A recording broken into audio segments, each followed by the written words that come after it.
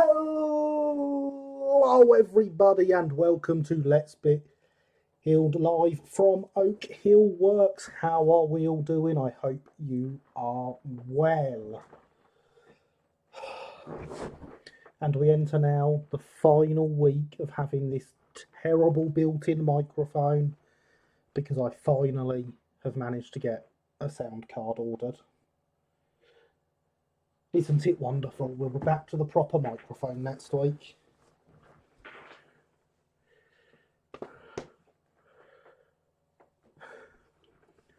So yes, hello everyone, welcome. Here we see some SECR carriages that are finished. Because that's what you all wanted. I'm glad the people who did vote on Thursday voted that way, because of course I did actually finish them on Monday.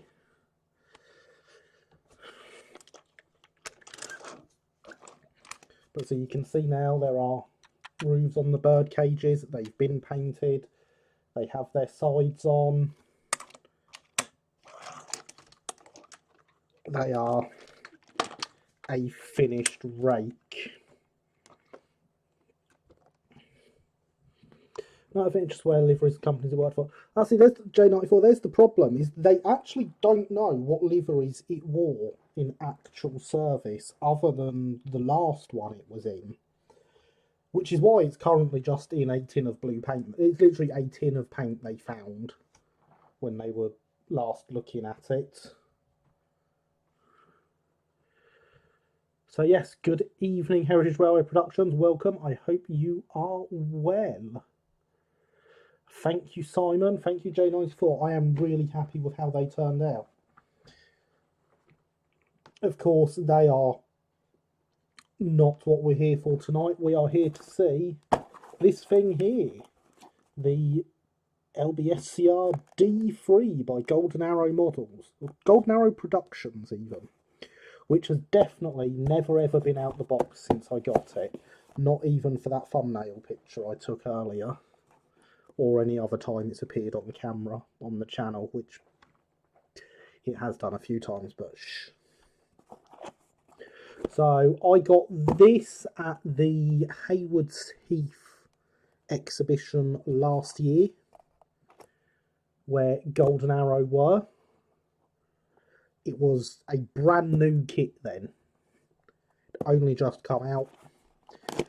Conveniently, there was a D3 called Haywards Heath, so because I got it there, that is what it is going to be, is Haywards Heath number 370. However, I'll be doing it in umber, so it won't wear the name, it'll just have the number. So, first impressions of this brand new kit is that's a lot of flash in the windows, under the boiler, around the bottom of the footplate.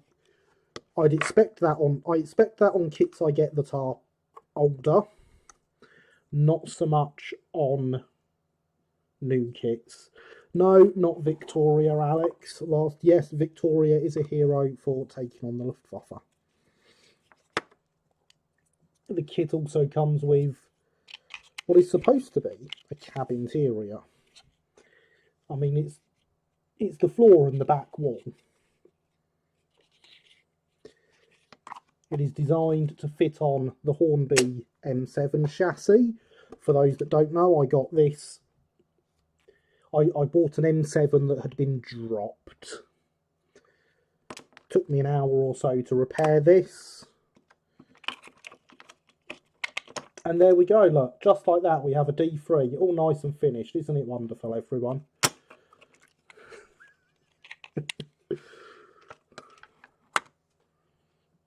Which reminds me that I need to finish my Q class. Well, you know what you best do then? I also, whilst I had the M7, pinched all the cab fittings from it because, well, I could. Quite simply, and I thought it would be nice to have an actual cab in here. I've decided I'm going to go with sprung buffers on this model because, of course. Hello, Harry. How are you? It is indeed more of a cab interior than the J-Class, isn't it? It's still not much, though. But at least it's something I can stick my stolen bits of M7 cab interior to. Comes with lots of bubble wrap to keep it safe, which I was obviously using. And also many detailing parts, some in white metal, some in resin. So that's where all the interior details went, Linny. Linny now has the body from this M7. So we've got steps, we've got 2 Westinghouse pumps, because of course, one in resin, one in white metal. Safety valves, all the bits that aren't on the body, basically.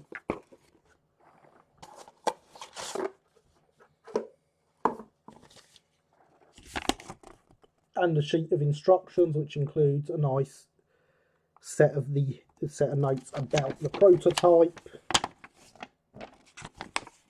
And that is literally all the instruction you get, is those couple of paragraphs there.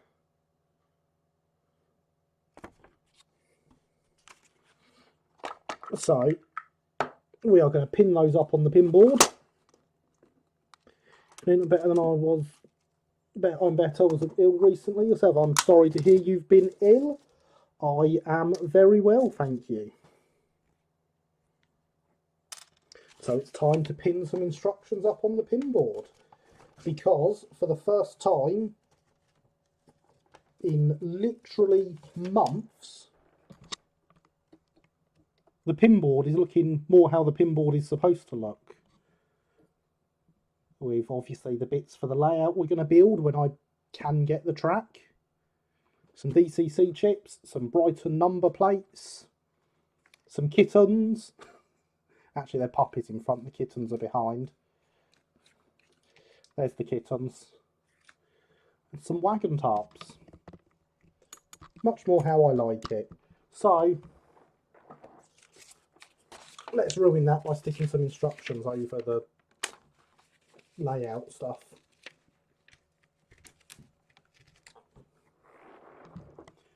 Whose are the kittens? Hardy's Hobbies.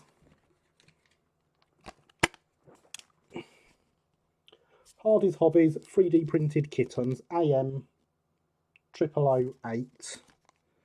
They are absolutely tiny.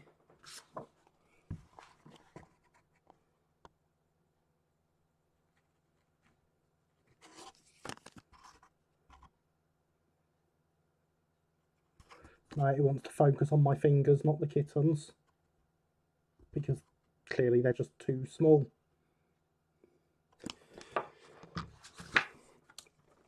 I mean, that gives you an idea of how small they are, doesn't it?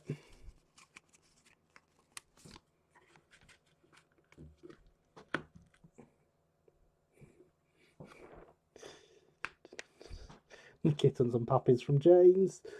Proof of tidy notice boards. Yes, it's nice having this clear. Well, obviously it's actually designed for me to pin my instructions up on. So it's not the end of the world when it's covered in instructions for months on end. Can't wait to relive building the J-Class. I knew you'd enjoy it.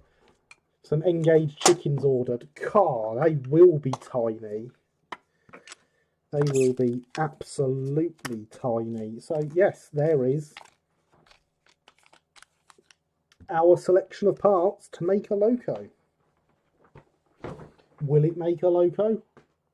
I really do hope so. Hello, Great Northern 6. How are you this evening? I hope you are well. Right, so what does it have to say about the chassis?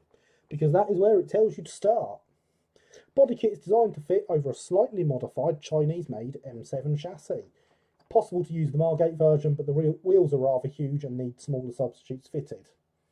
Short frame variety is the most suitable, which will need the following modifications.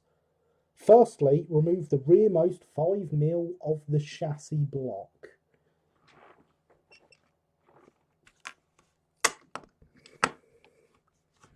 Now, when it says that, I mean that's a motor there, so I'm guessing it's not. I'm guessing it's talking about this bit here.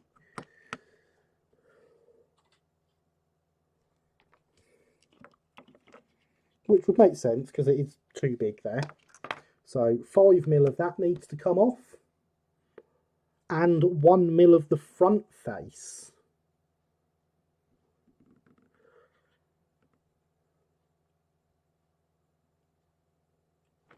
Until the leading wheel sets line up correctly with the wheel splashes. It might be necessary to trim down the DCC socket slightly. The fit is a little too snug to be completely correct. Bogie should be fitted 12mm diameter wheels in this instance. The spring might need a little packing to maintain balance, so the wheels will need changing as well. For those building scale chassis, there's room between splasher sides for P4 wheel sets. Well, isn't that nice to know? They do include that they are made to fit P4 as well. I am very well, thank you, Great Northern. And so how will we find our 5mm that we need to remove? We will use the Railway Mania and TS Design Rule 1. The only measuring tool you'll ever need. I'll tell you what, I do absolutely love this. For those that haven't seen, I did a review of this on Tuesday. It's absolutely fantastic. I'd like to make it clear I was not paid to do that review. I received nothing from them. And I paid for this myself because I loved the idea of it so much.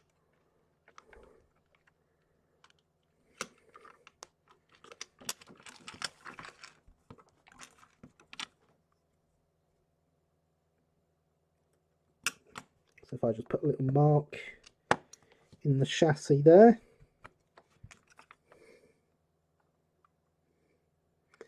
That is 5mm. Now, I'm wishing I hadn't repaired this because when I got this, the bogie wasn't actually attached, and not having the bogie on will make this job easier.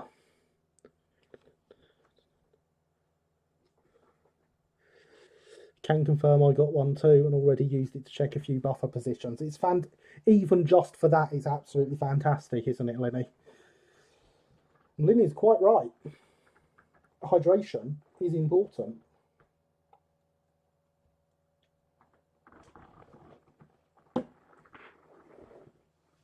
Nor was he threatened to give that review. I was not. In fact, I made the review and then told Tom and Corbs, I'm going to make a review. I've made this review. I hope you like it. And yes, good evening, Tom. How are you? I hope you are well. And whilst Alex jokes about calling me a corporate shill, if you do have anything available that you want to pay me to review, drop me an email. My email address can be found on my website. I think there's a contact form, actually. Or drop me a message on Twitter. Or in fact, you can now contact me on Facebook through the new Oak Hill Model Railway Facebook page, which I finally set up the other day because apparently people should have Facebook pages. ! Facebook in the chat for a link to the Facebook page. And there's Alex thinking, oh God, now I've got another link to remember. Has anyone seen the M7 up in the NRM? I have not. Because, I'm going to say something now that will shock a good many of you, I've never been to the NRM.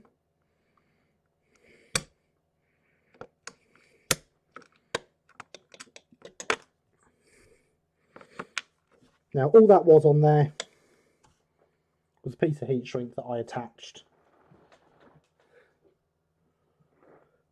Recently repainted my Hornby NRM M7 in the correct LSWR Drummond green. I approve of the correct LSWR Drummond green.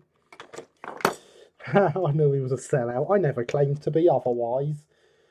Good. So I have sadly in the wrong livery. First went to the NRM when I was 5. Yeah, I have never been to the NRM. ever.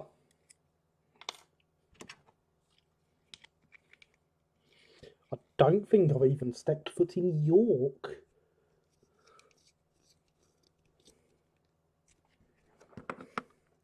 So, do you reckon if I asked the Bluebell nicely and bought my own brushes, they'd let me repaint the Adams radio in Drummond Green? You never know, Linny. You never know. It's good. I think you'd like it. I reckon I would like it. It's at the age to figure out York NRM owns an M7. It's full of railway-related things. Just up your street. Oh, sounds great. I'll have to check it out someday. So, remember everyone, I'm not going to mute it because no one's ever asked me to do it. But if you want me to mute the microphone, I will mute the microphone. Shout in chat. I will be watching.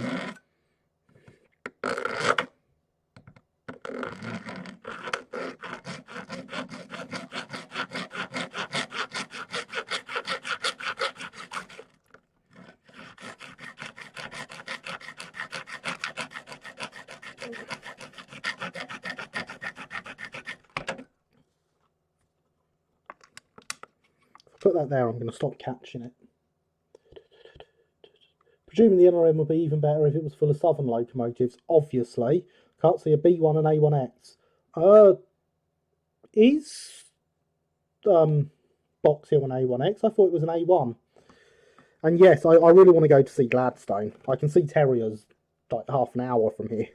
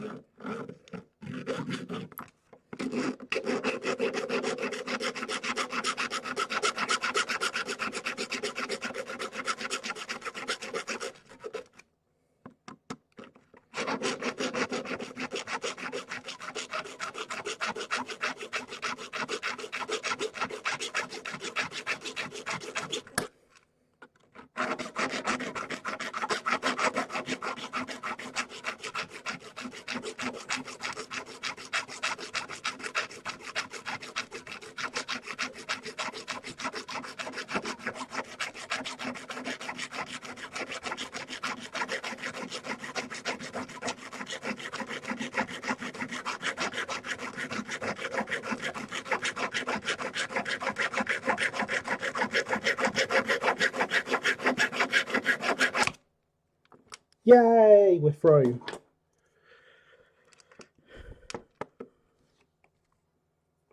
Probably find it easy. Nets, no bubbles, cab interior, very little mods to do to the chassis, no visible inaccuracies. And whilst you do it, I'll be crying in the corner. Is the J really that bad, Harry? Because I will, I do want 2 of them at some point.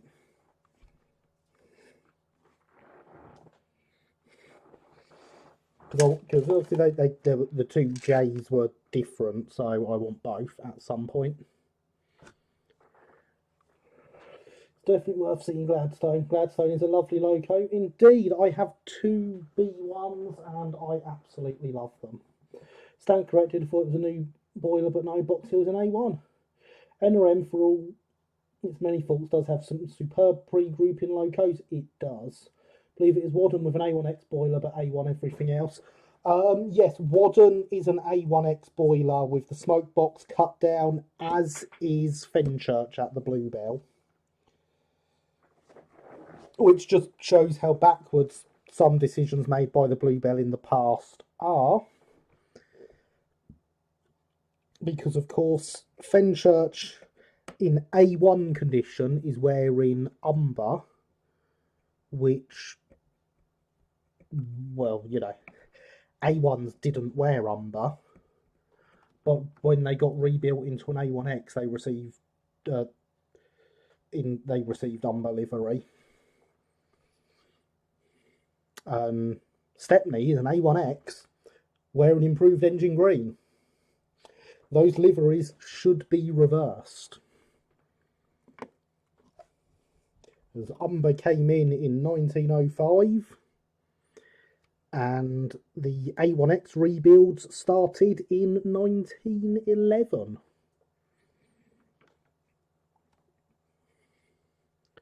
So both those combinations are wrong. Been to the NRM many times. I've never seen Box Hill or that 1247 LNER tank engine. Box Hill's shoved away in a corner somewhere. Yeah. There's talk of it coming out and going to somewhere for a Terrier 100 celebration in 2022. So we shall see. Right, so that is the only modification we need to make to the rear of this.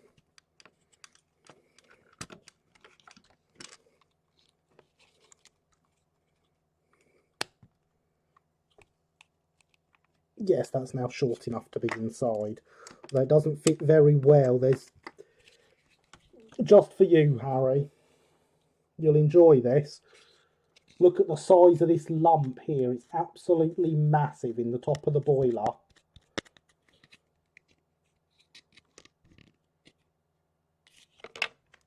And it won't sit down onto the chassis because of it. So yes, now that that's done, I'm going to reattach the bogie with a bit of heat shrink. Now, I can't remember whether I actually needed to shrink this or not.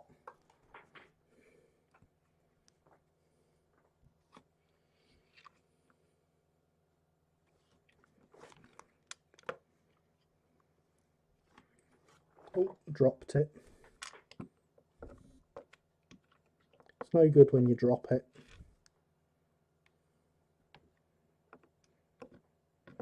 Dropped it again.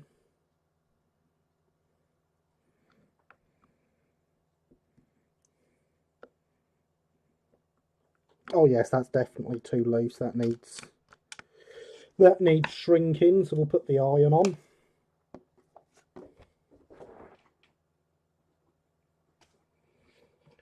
Didn't see Box Hill when I went to the NRM, unfortunately. The tank engine is literally behind the NRM M7.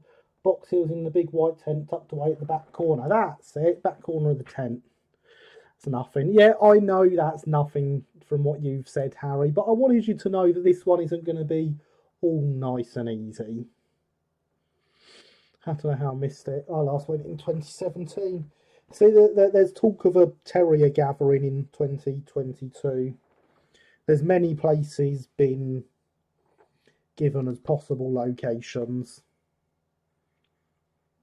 But I think the law says I have to go.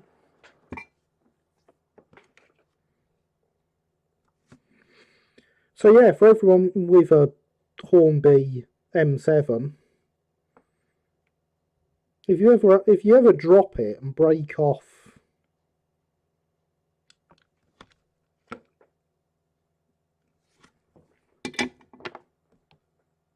the bogie, bit of heat shrink.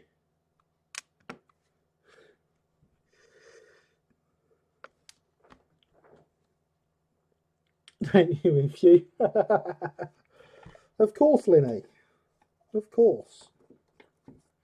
The 2022 RM Web Pre-Groupers Day Out. To be fair, I think we would make a decent model of it. But if you wanted a much more faithful model of the J, I would look elsewhere. Is there anywhere else to look, though? That's the thing, Harry.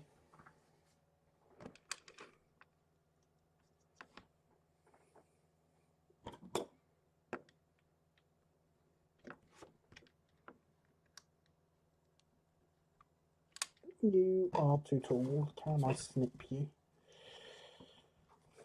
Come here, Snips.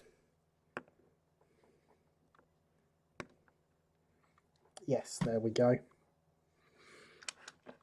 So we apparently need to lose about 1 mil off the front here, which I can tell you now, if we lose 1 mil, this DCC socket is not going to fit. Maybe it will, maybe it won't, who knows.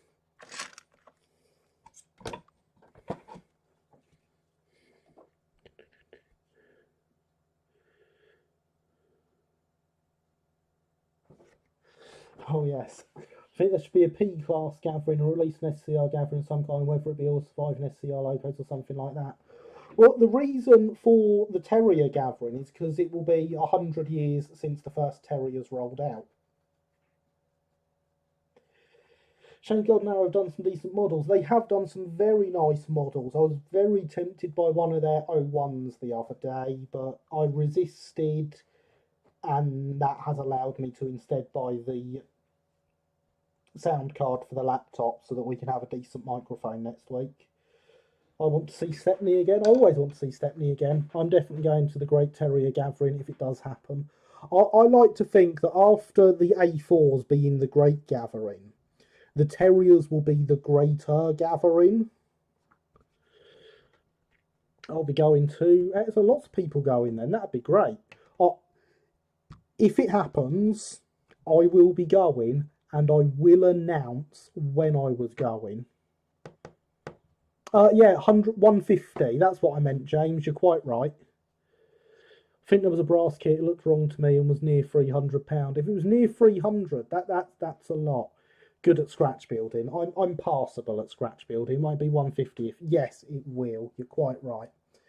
And I've just looked up and remembered, everyone, since we're talking about NRM related things, I do have a picture of Gladstone up above me as well, on its visit to the Bluebell outside the sheds at Sheffield Park.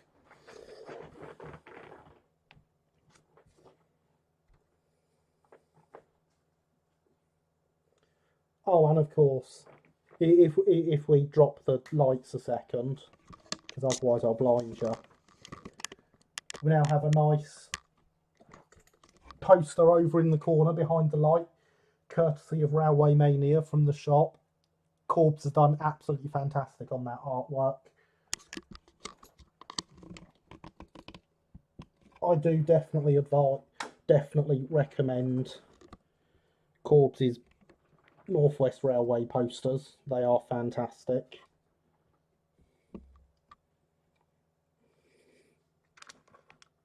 Oh, and there's a Twitter link naturally, and a load of links coming in from Alex. And there's me breaking off the guard iron, that's the word. And look, I've broke the brake rod in. These were all things that were broken when it was dropped by whoever I got it from, that I've repaired once and am now re-breaking. Wasn't there a visiting P-class at the NRM? There was. Number 178 Nettle visited the NRM, and the Bluebell sent it because while it had a boiler ticket and was quite happy to run, it's massively weak because one of its cylinders is just, has a massive hole in it and doesn't work, so it was only running on one cylinder. So what do we have there? We have the website, the Discord, the merch, the Patreon, and the donate links. Thank you, Alex. So again, same rules as always apply. If you want me to mute it, shout mute in the chat.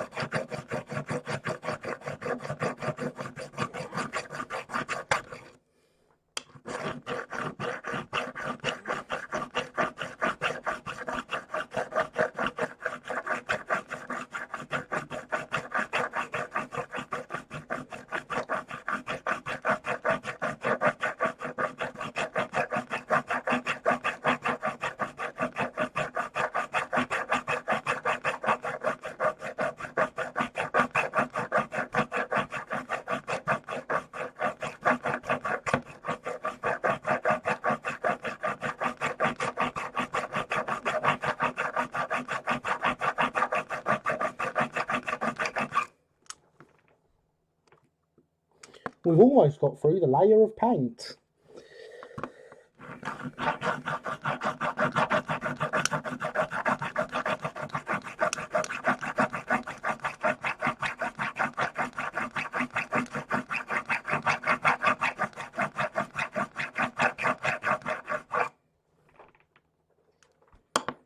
very almost through the layer of paint. Look, there's only a tiny bit of paint left. You thought I was joking, but they are actually lines of the paint still.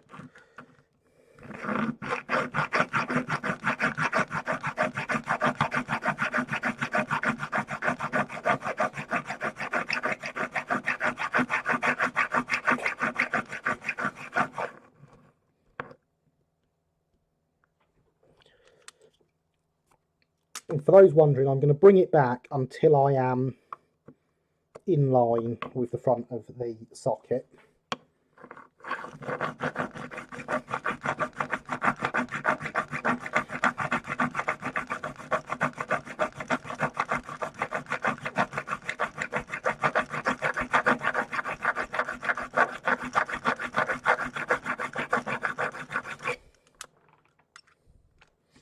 Because whilst, as we know, I am quite proficient at hardwiring chips, if I can get away with leaving the socket in and just plugging an 8-pin chip in, I will.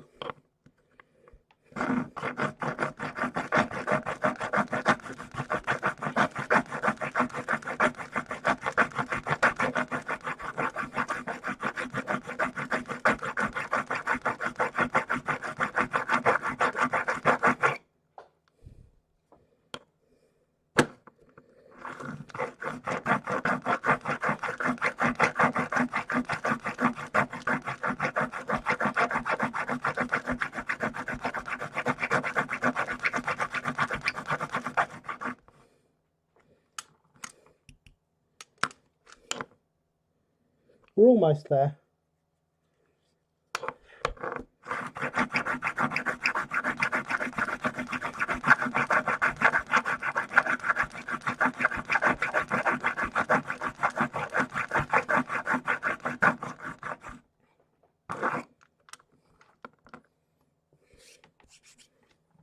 Very almost there. Let me clear some of the crud out of this file.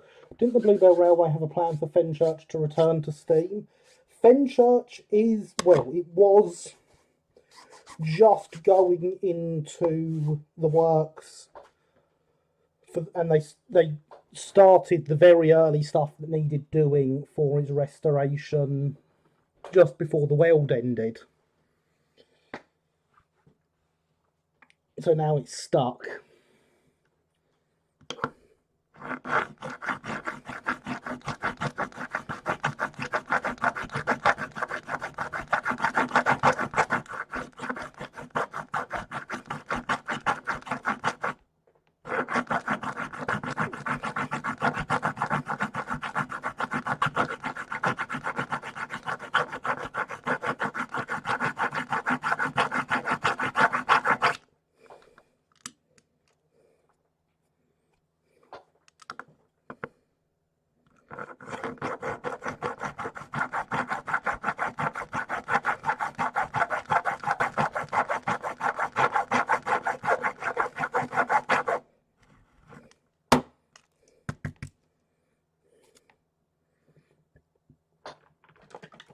Right.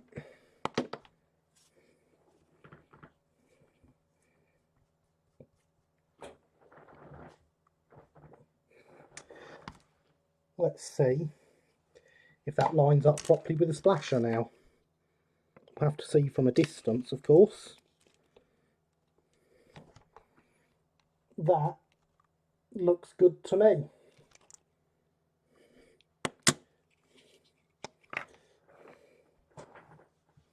The world ended. Looks outside. The sky's less on fire than I expected.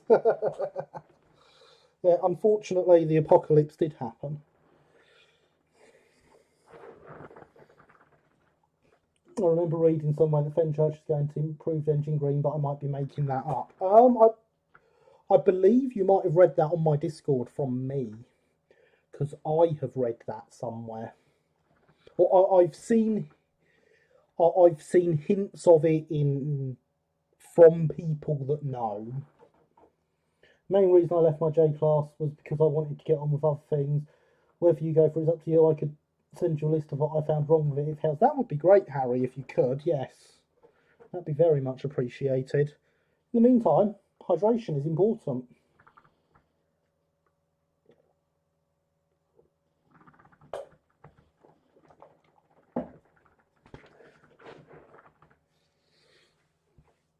And it's very important when you've just been filing down metal. And that lump is going to cause some real issues. Not just because it stops the body from fitting over the chassis, but because I've got no idea how to get it out. It's sitting just at the front of the dome here. So the majority of it is under the boiler, which is quite thin. Where do I send it? If you want to email it, it's gary@oakhillmodelrailway.co.uk. Otherwise, there's my Twitter, my the channel's Facebook, Instagram. I forget all the social medias I have. There's my Discord.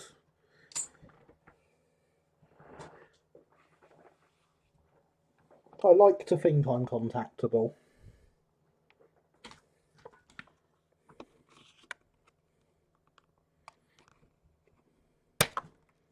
That got rid of a small bit of it.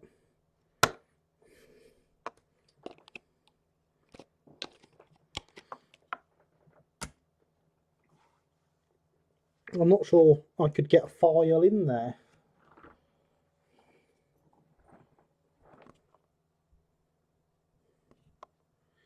Because that's what it really needs.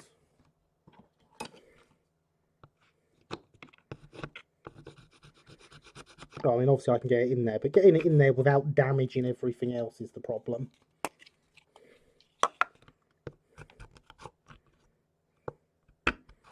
So if anyone has any bright ideas, now's the time to let me know.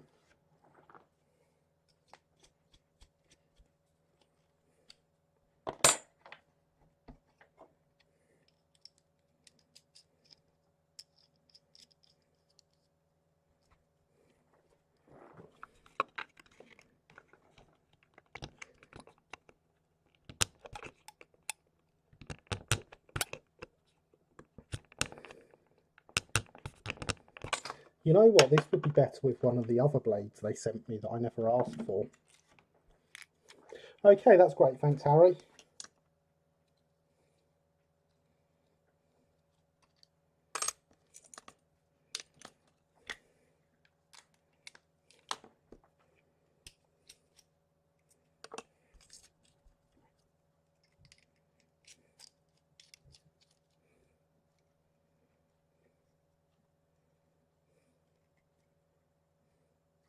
Because they sent me a chisel-y blade that I never ordered. Good evening, Killian. How are you this evening? I hope you are well. Use your YouTube dollars to buy a Dremel. Unfortunately, Tom, I used my YouTube dollars to buy the Rule 1 by Railway Mania and TS Design. A fantastic measuring tool that measures just about everything you'll ever need measuring.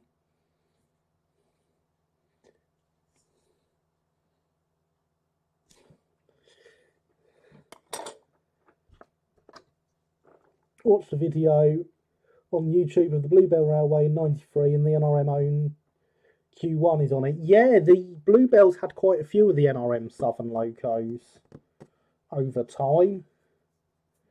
Good evening, Becca. How are you? I hope you are well. Quite good. Better still for seeing a D3. It is a nice loco, isn't it? I'm not a shill yet, Alex, because no one is willing to pay me. I paid for the tool. It was a legitimate order.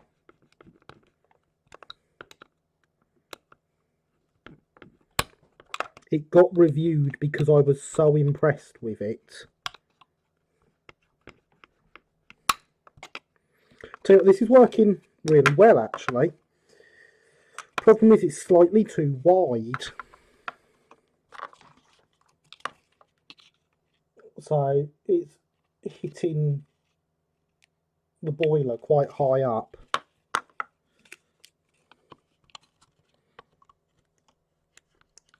And ideally, I don't want to be taking chunks out the boiler.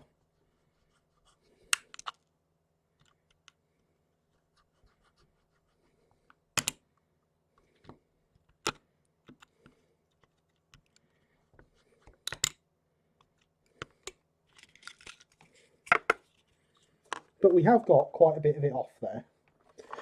Terrified of a long drive tomorrow. Hate the anticipation of it. I like long drives. How long have you got to drive for?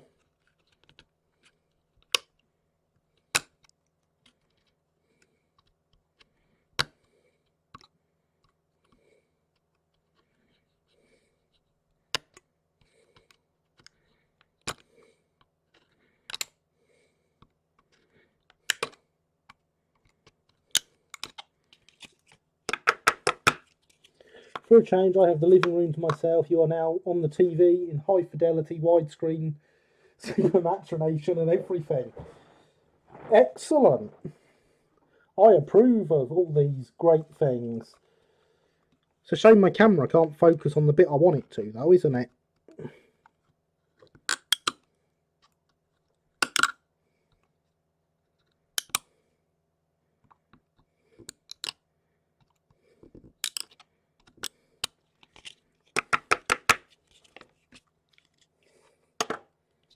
And look at that, it's much, much better in there. The boiler does get noticeably thicker forward of that.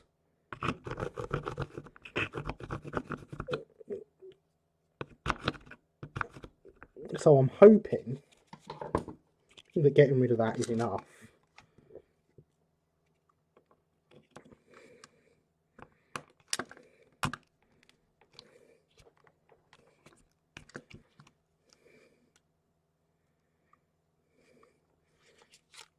It would appear so.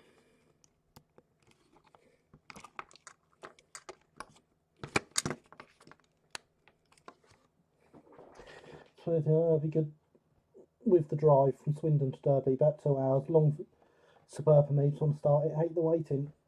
So that is a long drive for me as well from what I normally do, but I'd absolutely love it. And so this is where we can get our bit of rail. We can put this on here and we can get the rule 1 out and see that we're still slightly, but not very much, too high. It is only very slightly too high though.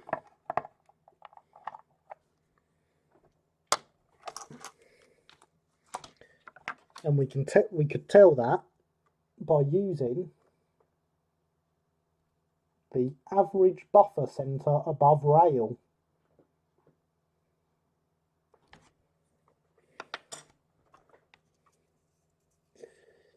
Thought it was a 440 rather than no, it's an 044. Descended from Stroudley's D1.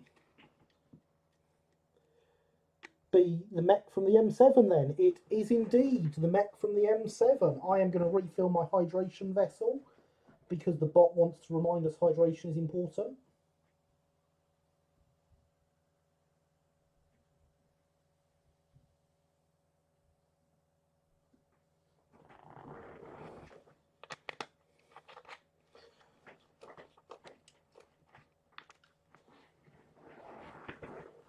But yes, we're very slightly too high still, and we're slightly, the body is slightly too far forward as well. Which makes me wonder if things like the bit here for the screw being too far forward are pushing it up. So it will need a bit more filed off the front. The D1 is clearly superior. Of course. Of course. D1 had less flash on its kit.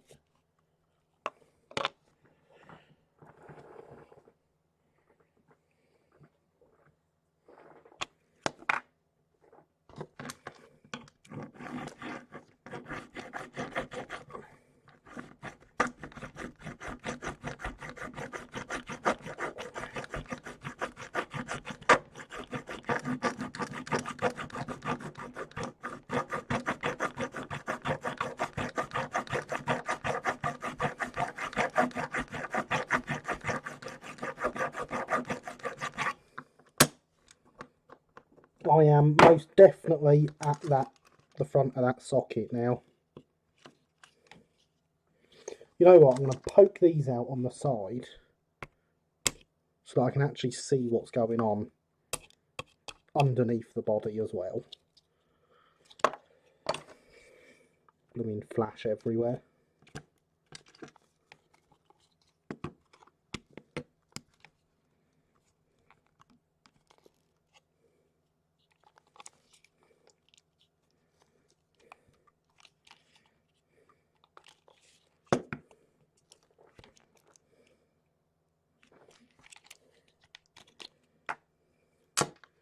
I reckon if all these electronics were lost off the top of here, there'd be much more room and it would sit down properly.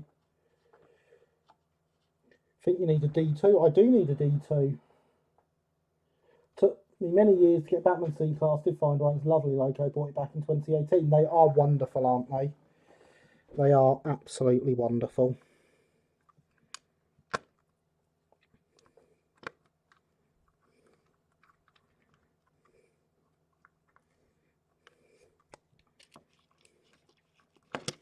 I unfortunately do not own a Bachmann one.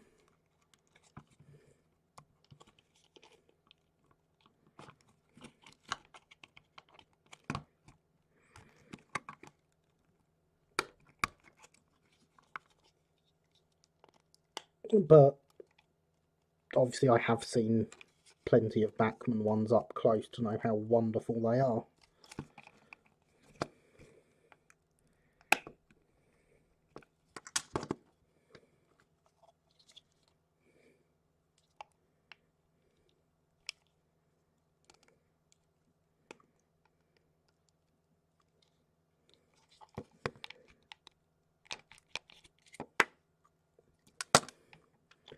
It's a bit better.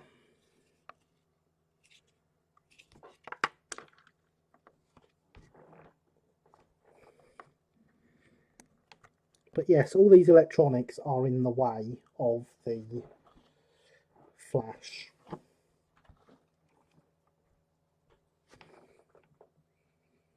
Bought one at Model Railway Shop, Heritage Line, can't remember which one. See, I wish I'd had the money when they first came out. Unfortunately, I did not.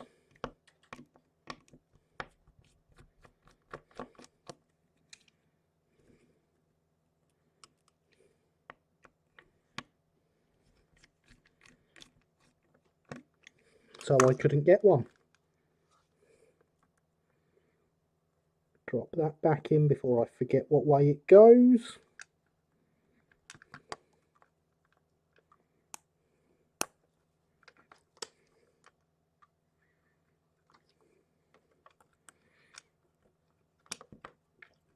And now there's only one wire stopping me from properly testing my theory that the electronics are in the way.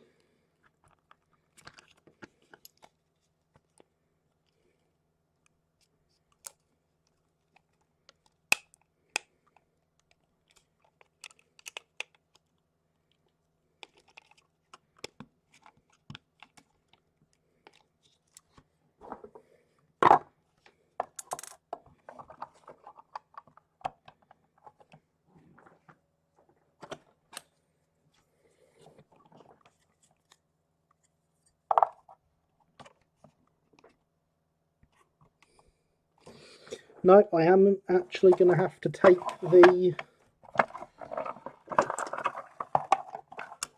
inside of the boiler down further. It's fine at the back. The back is sitting exactly where it needs to be.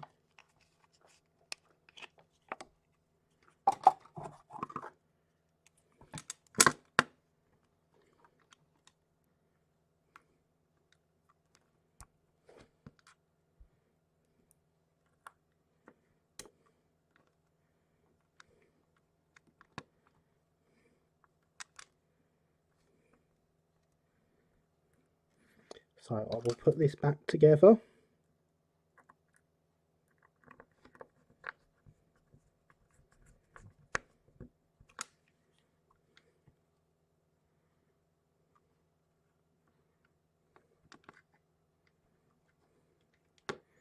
some loose definition of together anyway.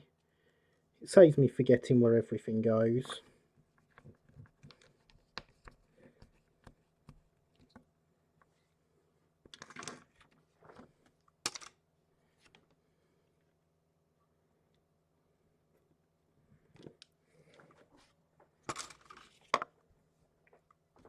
And so, there's a lot of flash just along the top here.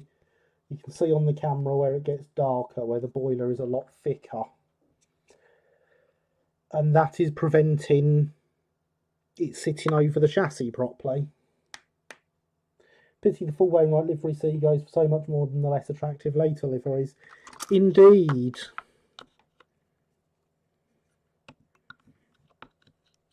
One of the reasons I'm so gutted that I couldn't get one when they were new.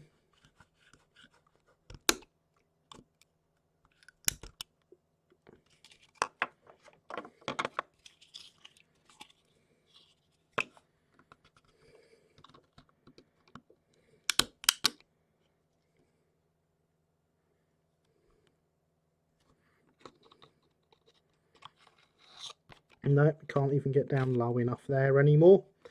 That is a pain. I don't know how I'm going to get this out. Can at least clear that bit of flash though.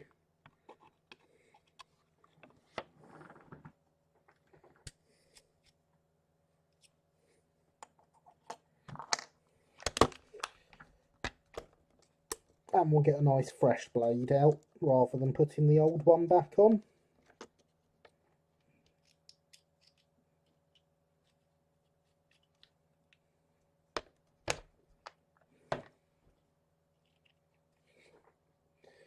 Now you can get Sunshine there to one for 70 quid, but the full Wainwright one's like 180 plus. Supply and demand, which one is more desirable? Indeed, if you had a Dremel sanding wheel would do it. Even though it's a bit late for me, I'd still have one if they did another run. See, you're right, Linny, it would. However, what would worry me with using a Dremel on it is just how thin the resin on this actually is. Around the boiler and stuff, the resin is very, very, very thin. No more than a millimetre at the very most. And there's even some areas of it that aren't that. So I'd be quite worried using a Dremel that I'd slip and go that little bit further than I was supposed to.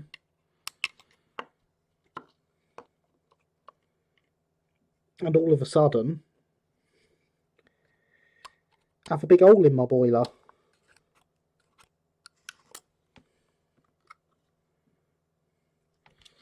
These bits here are a bit tight as well, so I might thin those down because there is the space to do, there is the thickness there to do that.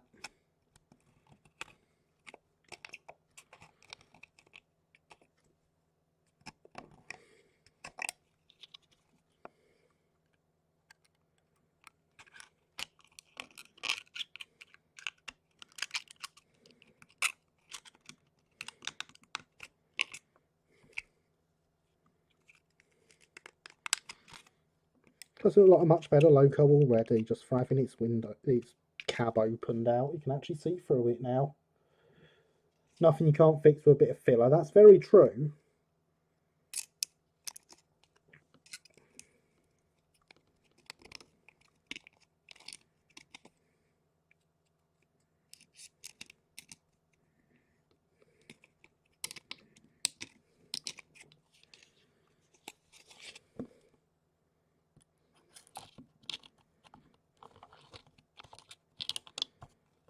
But I don't like fixing things with filler if I can avoid it.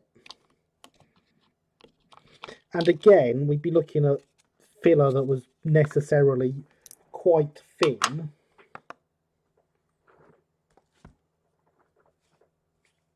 So that you could still fit the chassis under. And how strong is that going to be? Flashbacks to firing through Thunderbolt's boiler. Yeah. Yeah, I've forgotten about all that. And so yes, I'm going to thin off these sides a bit because they are a bit tighter than I'd like.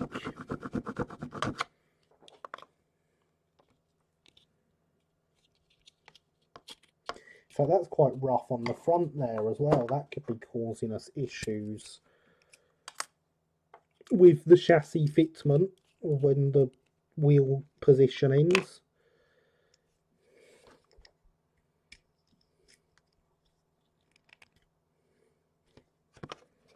I wonder if I can just scrape that flat with this one.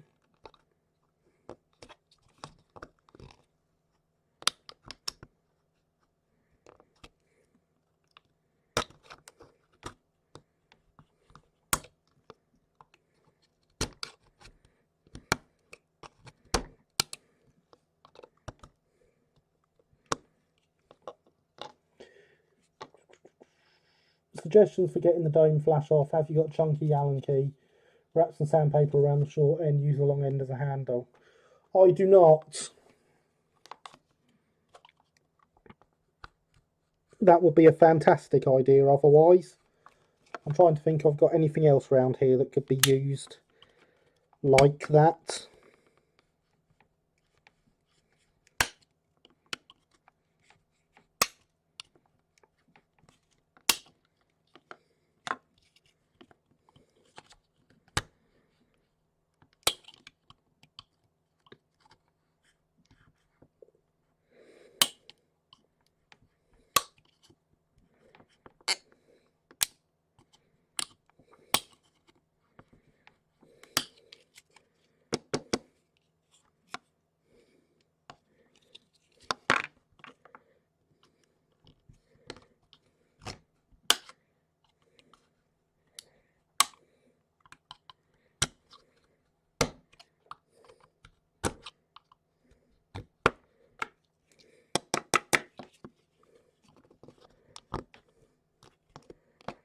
Right, still not quite enough to get that down there.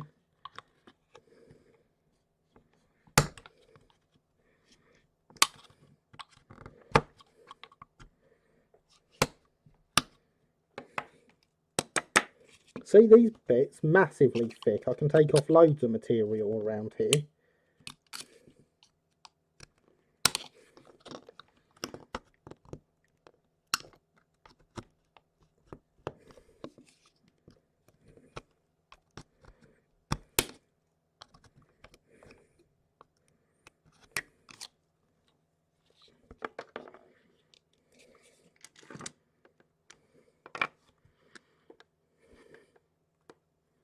Oh dear, we've pulled a pickup. Oh, that's one of the motor connections we've pulled off there. That's silly.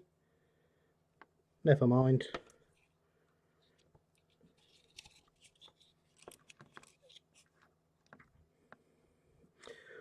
Nothing that can't be resoldered.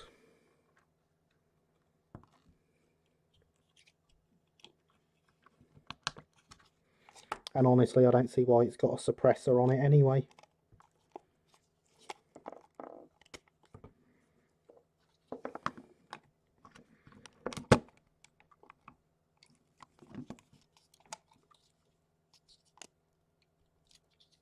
That seemed to have gone on better.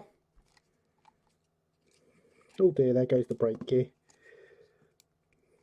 This is what happens when you only roughly glue stuff back together. That seems to have gone on much better. We're there. The buffer height is where it should be. So it was actually just the over thick bits at the front that were stopping it.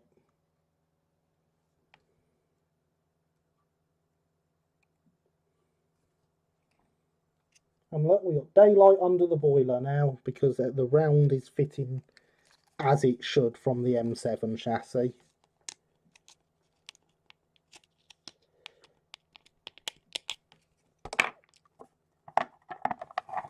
So it was just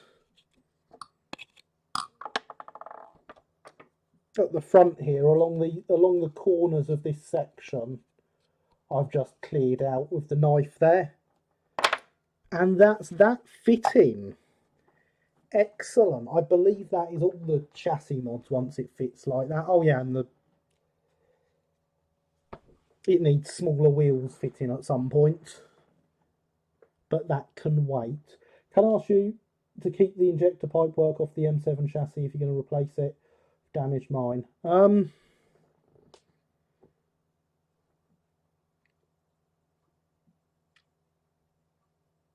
I don't know if I'm supposed to replace it, but yeah. We are now quite literally on the level. We are. Although we are sitting on a stand that says this is a Duchess.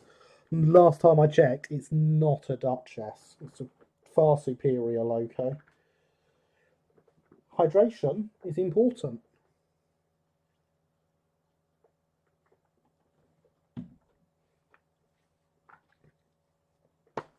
But see, just like that, everyone, you've seen how useful this bit of kit is. Now go get one ordered. There's a link in my video from Tuesday.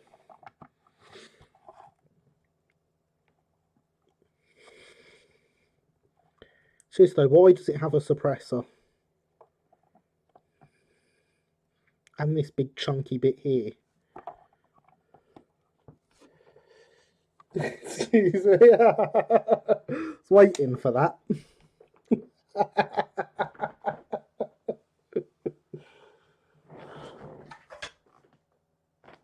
Would you prefer I put it on this one, Alex?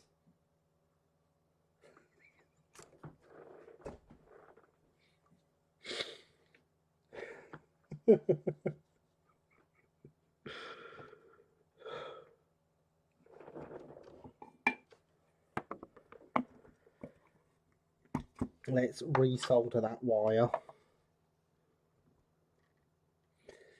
Get offended at the notion of being called a Stania loco.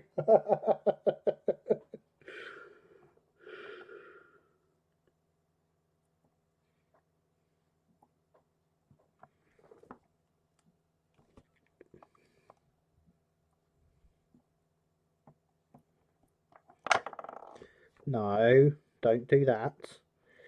The magnet in the motor pulling it away.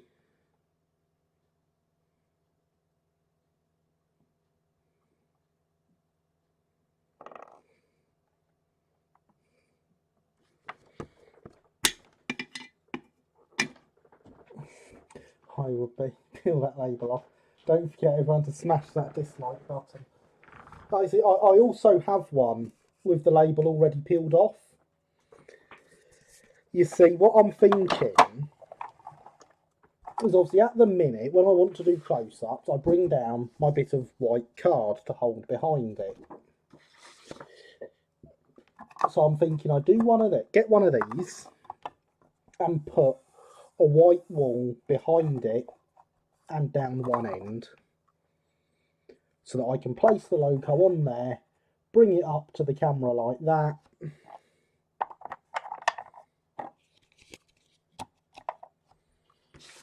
and it will have the white background built in to give the close-up in focus shot. See, I do think about how to improve things for you. Quite frequently, actually. There we go, look, we got rid of the Stania one. Because I heard everyone wanted to get rid of Stania from the stream.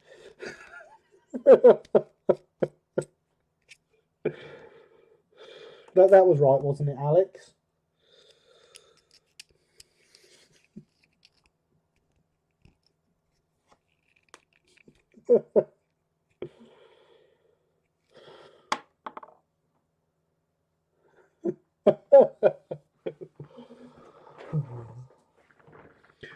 In all honesty, I've got nothing against the Duchesses. I have two models of Duchesses in 00. One as built with the bathtub on, and one rebuilt. Hate Stania just like his logos. Although I don't actually know where my bathtub one is. It's probably in parts, because it's the static one that came on this.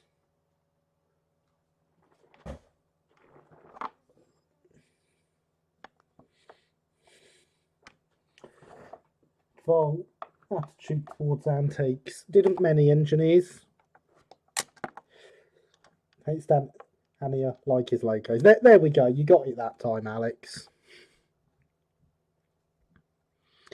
Yeah, I do want to know if I can get rid of all this lot up here. It doesn't seem necessary. But that can wait for another day. For now, we'll chuck some fresh electrical tape over it,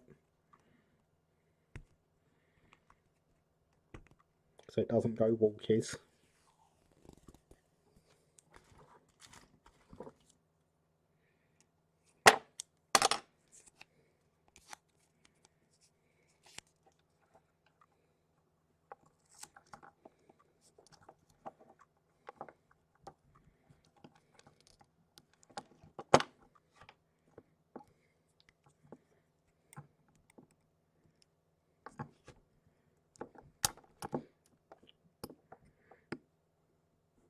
I forgot that sandbox was also one that I glued back on.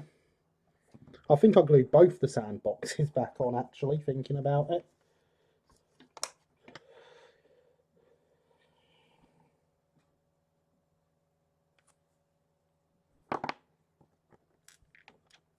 So this really had taken quite the knock.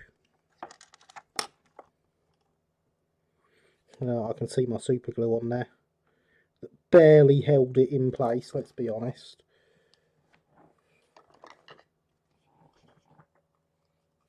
Bad Killian, don't be so... Good Killian, be cynical. We don't mind. So, what is everyone else up to this evening?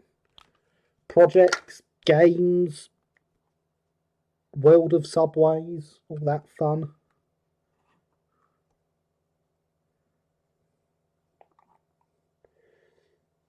What did Loco do over the last two broad gauges? I'd like to see a Johnson Loco get 16 coaches over B-Tuck.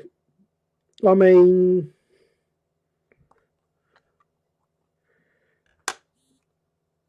$16 Liverpool and Manchester 1830s coaches, no problem.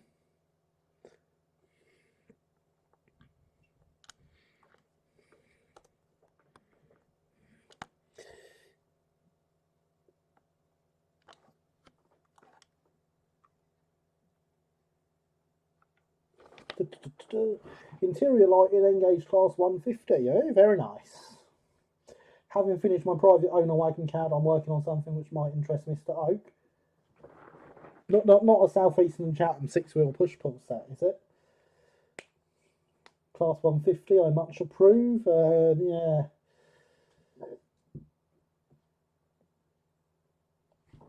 Class 150's got nothing on this, Alex. Getting worried and trying not to be. Yep, fair enough. Route building on Train Simulator. Ooh, rather you than me. Watching black and white Doctor Who. Oh, nice modern stuff then. Currently standing a mogling over Churnet Valley Railway. I'm very happy. Sorting for a big box of Scale Electrics. I haven't touched my Scale Electrics in years. The horse box from an obscure little southern pre-grouping company. They're the best ones. The obscure little ones. Been cutting cork for under the track that I need to get on and lay. Now just sorting the week's meds, as once again I forgot to fill the med boxes. That's no good, Simon. You got to remember to do your meds. They're important. Right, so body. Begin by cleaning up any remaining flash. Well, there is enough flash here to save the universe several times over.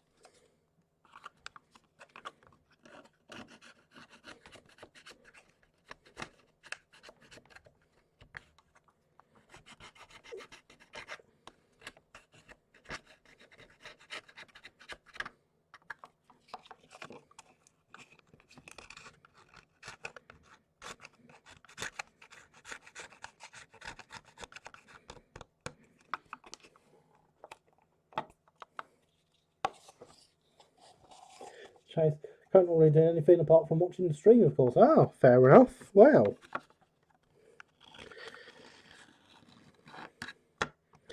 I mean, there's worse things you could be doing than sat watching the stream, I suppose. I definitely approve of having your undivided attention. 0 out of 10 lack of Brian Blessed. Yeah, I'm not even going to try that one. You'll be glad to know.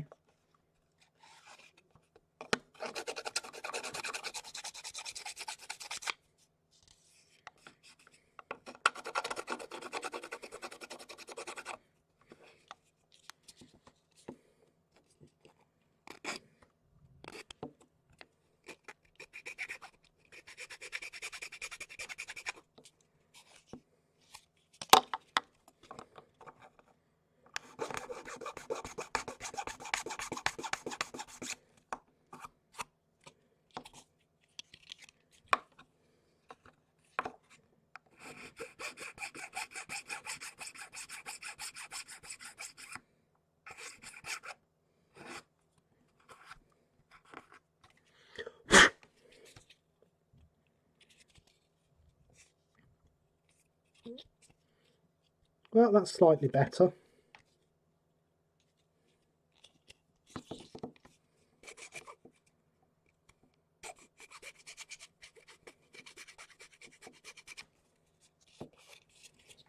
Oh look, there's a link to the Patreon. Courtesy of the literally only thing I could think of writing when I was coming up with a command.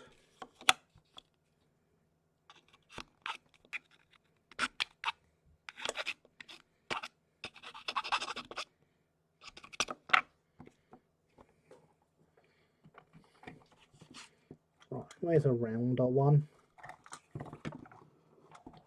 I really need to get a bigger pot for these now that I've got ones with handles on them.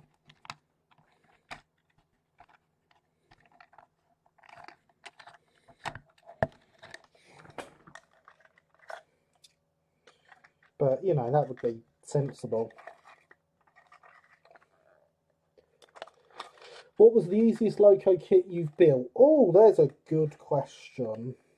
Easiest loco kit I have built. I'm not sure, actually.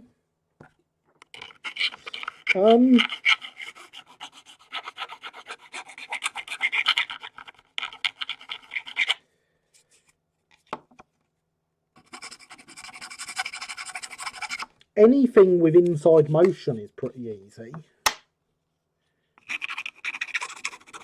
I know what it is. My Brighton E5 is the easiest kit I've ever built. It's the old wheels kit. It goes on a Hornby Double O chassis.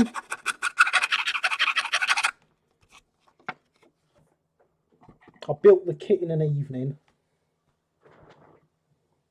Genuinely think Stanley Mogul has become my favourite Steam Loco and TS. Boss Man has utterly nailed it. Good to know it's good.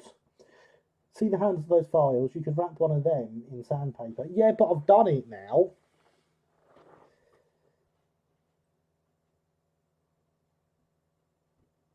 What's Bossman Games Mogul like to drive?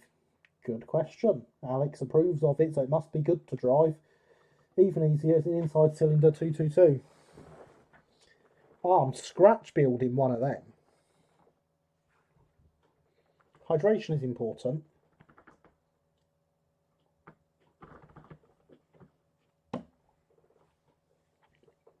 And of course, yes, the Jenny Lind when it comes.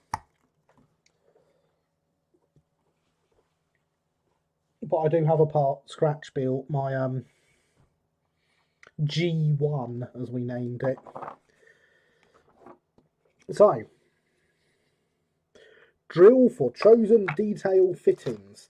So let's have a look at the detail fittings and see what we need to drill, shall we? Do you think I've got my printer up and running again now, so there's going to be 2 of those getting printed soon. Yay! Printed Jenny Linds.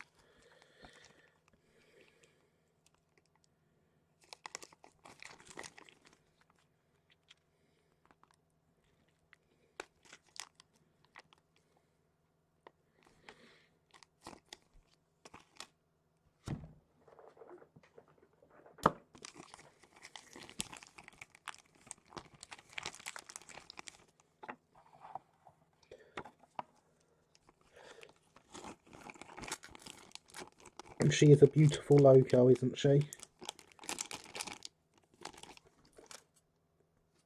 Look at that, there was literally bits of flash loose in the bag. Big bits and all. That's what we're dealing with here. Massive amounts of flash just loose in the detail bag. Because of course.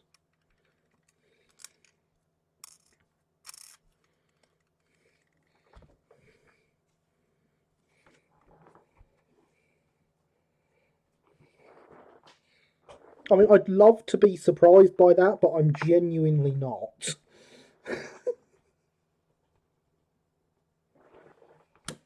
You do need a Jenny one day, Alex. It would be perfect for your early line. So I've decided we're going to add the safety valves. I think they'd be a good thing to have. Shocking, I know. So Westinghouse pump. We'll go with the white metal one. There's less flash.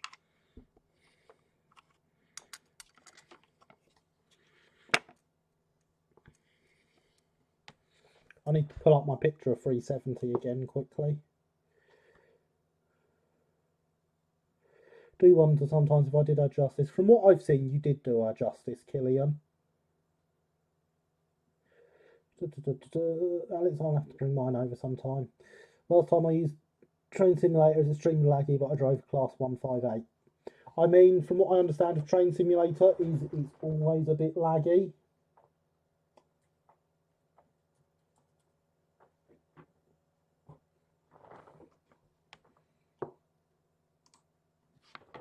Right, there we go. There is my picture of 370. And she does not appear.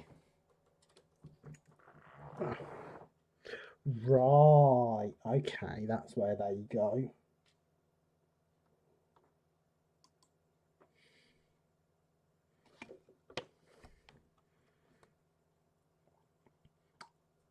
Smokebox Dart will probably have one of them as well. Not perfect, that's 1841, but I'm willing to stretch it a bit for Jenny. Fair enough.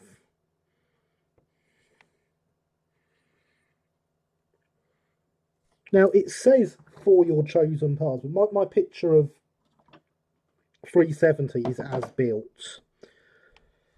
She was rebuilt in 1906, which is before the period I want her representing. So it's fine. But of course, in the earlier period, she had a whistle here and Saltaire valves, which are not included in the kit. So,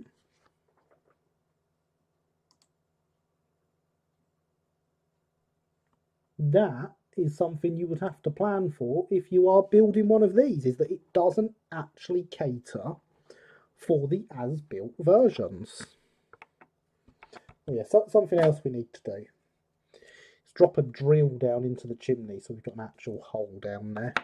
I hate the chimney not having a hole in it.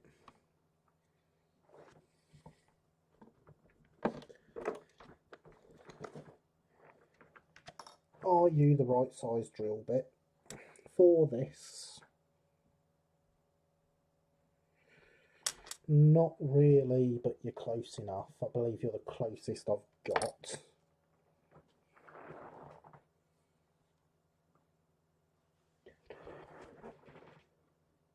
Train Sim has lag no matter what type of PC you have, depends on the route.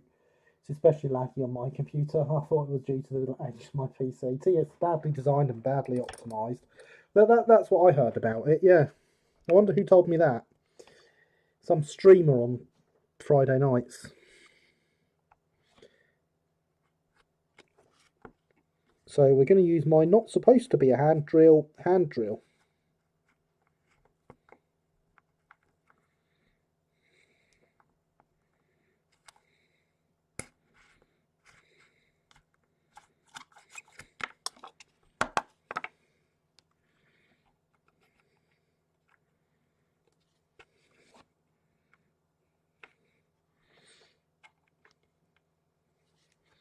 And there we go. The safety valves fit. Whilst we've got this one out,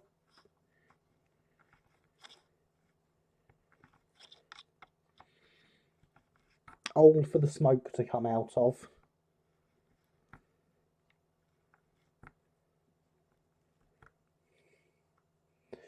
Set myself a TS goal to improve my hill skills by trying to get the mogul up the Mayor Colliery line. Tender first with a long train of coal wagons. Failed twice so far. Well, it's nothing like a goal to make sure you can keep failing.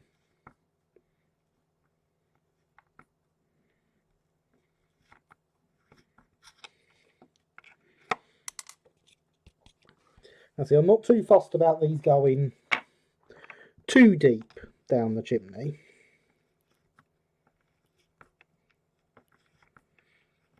But it bugs me when there's no hole there.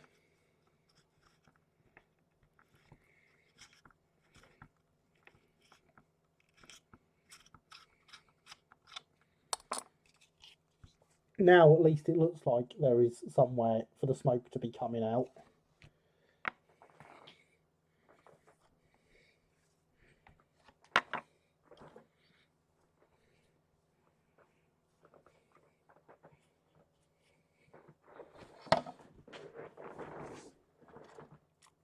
Look at all the lovely flash on the steps. The trick's stopping the loose coupled wagons on the way down again. Not good at balancing the regulator and reverser positions. I mean, I'm not going to pretend I can drive steam locos. I've played TIA. I've played train sim. I'm not good at it. So I'm yet to go downhill.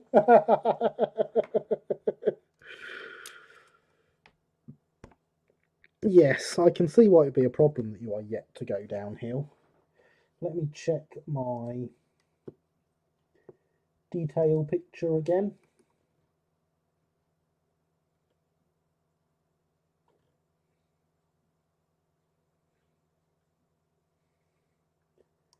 I've got a picture here somewhere of one in the condition I want.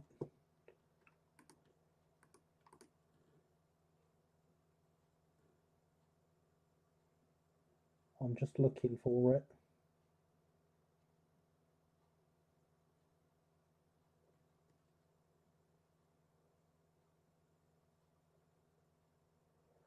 I've got a couple of pictures of them in the Brighton's favourite completely tarted up condition as well. There we go.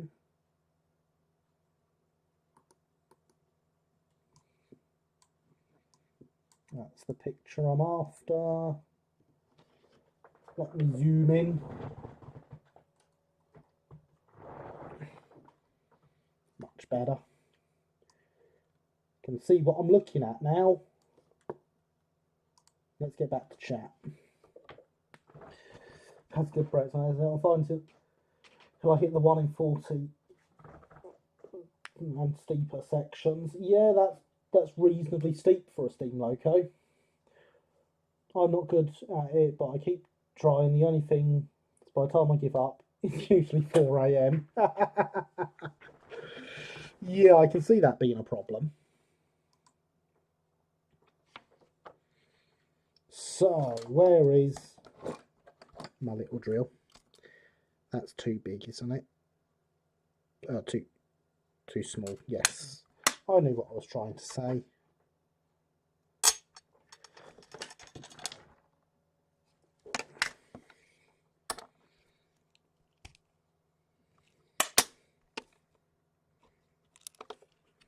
In fact, this should have... No, that one's too big still.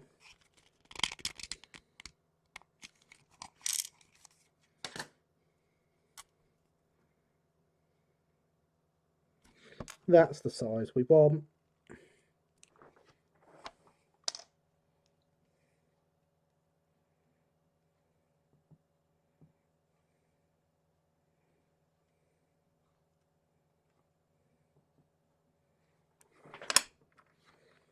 so that we can drill out on the side here.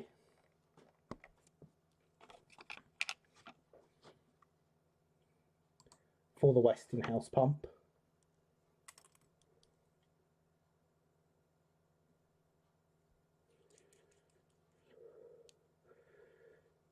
Can you build a private route in Train Sim? Build any route you want as long as you have patience, of the same. Golden Arrow's eBay page was selling the last J-Class, apparently the miles are too old. Oh, are they actually... I've seen him list them. I didn't realise he was stopping them.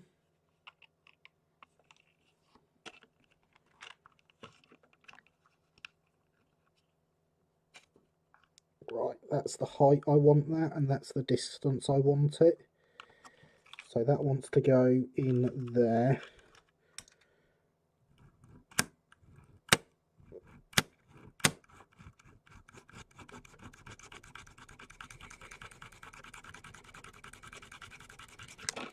I shall have to see about grabbing one then, if they are the last of them.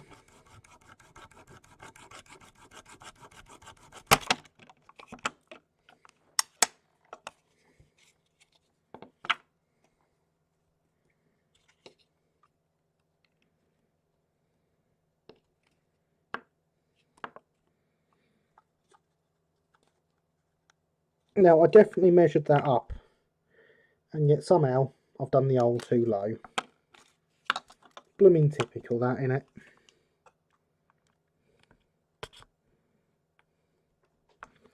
Only by about half the distance of the hole as well.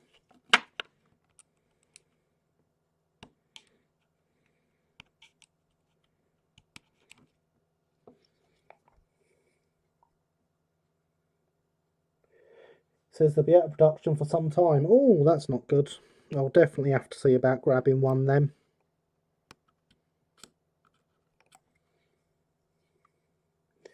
Early church from fourth, so known for patience then.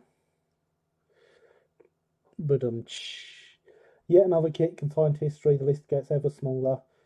It's quite hard to fully build a route, but I have a long straight line and see how fast I can get the locos to go. Yes, queuing up be the GWR. And there's not a couple, there's one on bid. Well then, I probably won't be getting it if it's an auction and it's the last one, because I have definitely spent the budget for this month.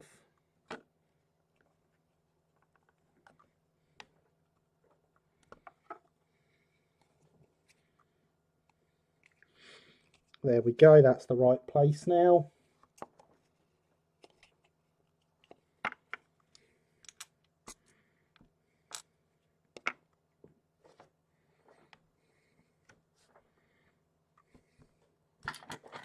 Let's see if we can detach this.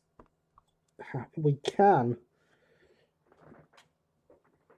I was worried I was going to have to get it a replacement.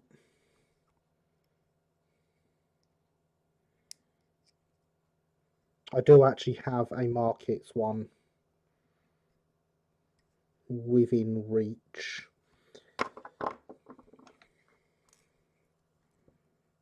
Yeah, same size hold.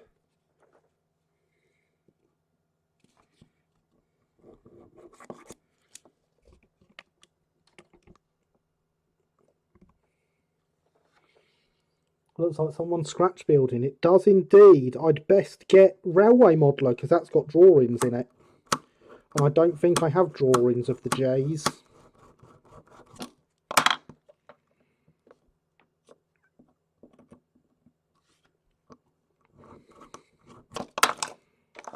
It also has drawings of the L.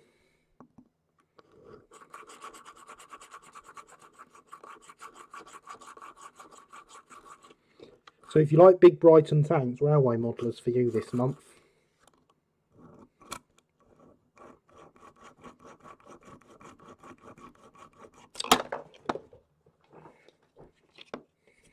I'm doing well at not dropping this, aren't I?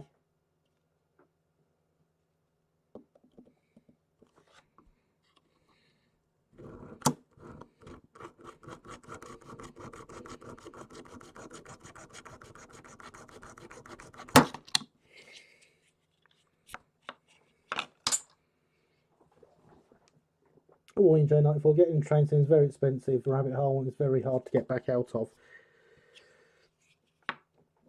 I'd take his word on that.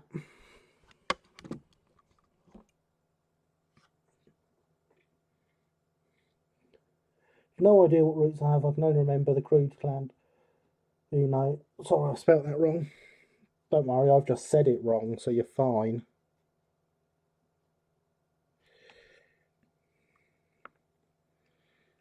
Yep, that fits. Now,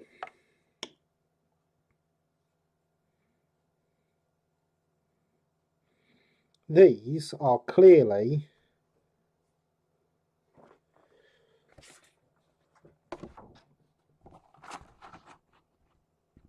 this way up into the side of the boiler clack valves. We don't have any of those on a D3. What we do have is very similar looking this way up lubricator feed pipes just in the side of the smoke box here. So I think what I'm going to do is use them for that.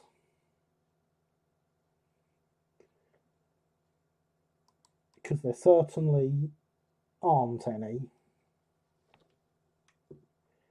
In fact, for those wanting to see what condition we're going for, let me drop a link in chat to a picture for you.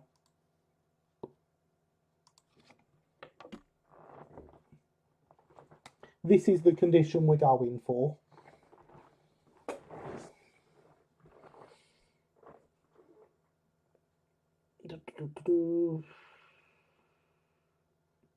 Railway Modeler has drawings. It does, Harry. This month's Railway Modeler has drawings of the J's and the L. Oh yes, North Wales Coastal. Straight up forward. Dread feeling out. I'll be using locos have already in TS. Don't plan on getting any more locos just yet. Spent literally thousands over the years and still don't have half the content available. It is an expensive rabbit hole. Controversial comment, SCCRJ better than LB&SCR. Something looks off about the SCCRJ to me.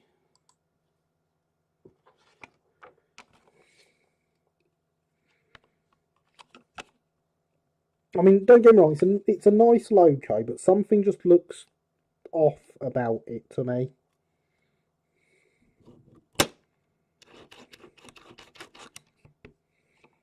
That was actually this going through. I thought that was the bit slipping. But no. Would agree with you, Killian, but Pagoda Cab.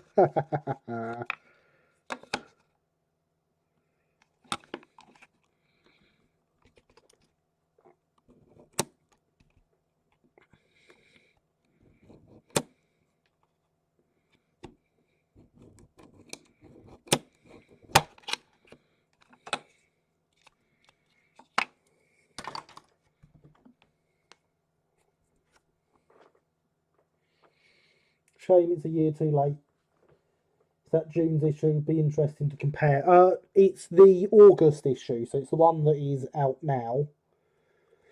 Saving for my double O. Yes, Pagoda Cab always looks off. Yeah, it's not the Pagoda Cab that looks off to me, though. Yeah, these are way too big to use for the lubricators. I wonder if I can cut them down and make them look a bit more lubricatory. I admit something does look off, but I don't know, I like the odd must post an article on them I found today. Oh, please do drop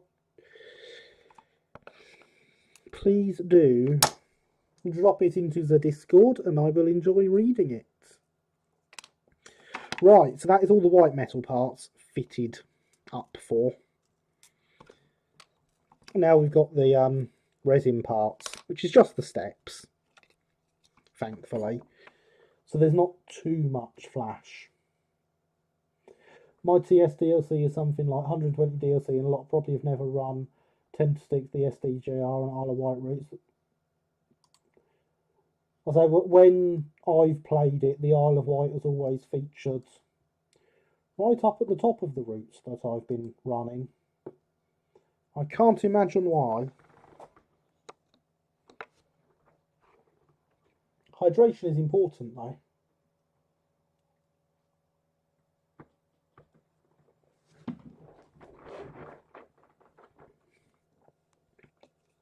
So we've got the little single steps for the front and the bigger steps, just 2 steps for the cab. And that is that on the resin front, and then we can start sticking the body together.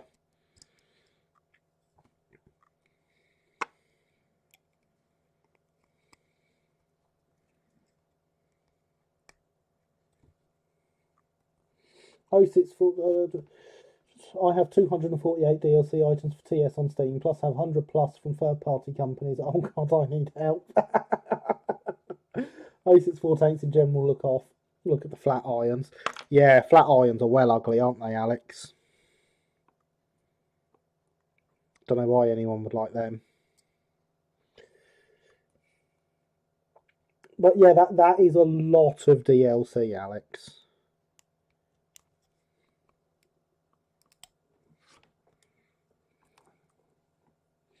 To be fair, I've been playing the game since the old Railworks days.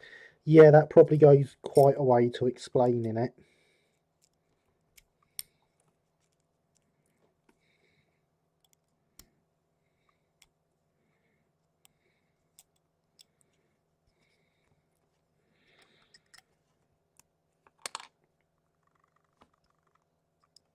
So yes, this is the last few bits and we can start sticking the body together. That just crumbled off a lot more than was meant to.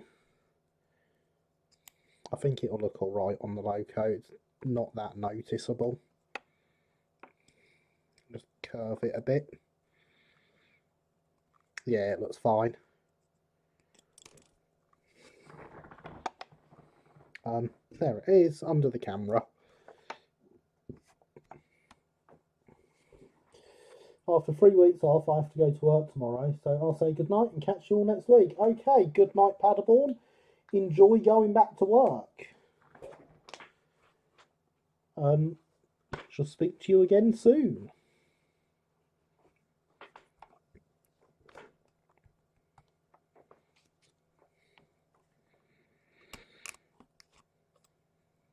So, flash removal from 2 more steps.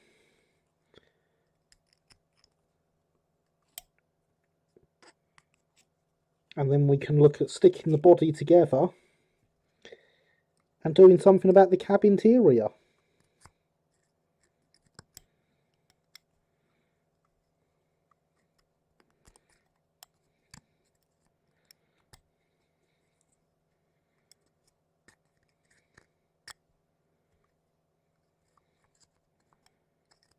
Which I must say I'm rather impressed at how far we have got in a single night. I realise it's not actually a lot of work done, but it's not often you have your chassis and potentially body done in a single live stream.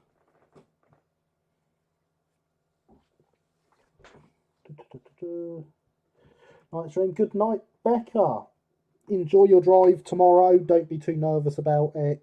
Sleep well and all that jazz.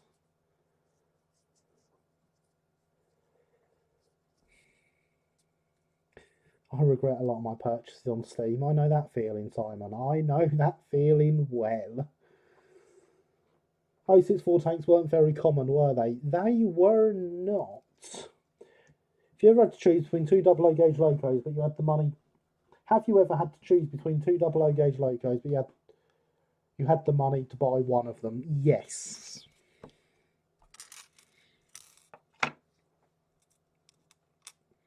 And when it comes to having to choose between 2 locos, I look at what one is more appropriate for my modelling.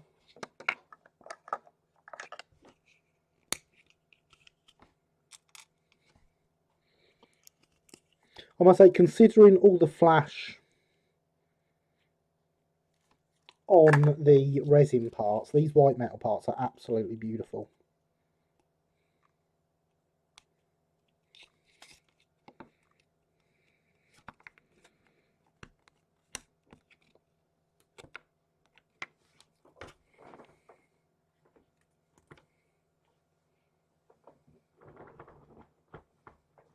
My problem is PayPal credit. I just buy both. I have closed my PayPal credit account. That's one of the few credit accounts I've had that I really regretted getting, because it just made things too easy on eBay.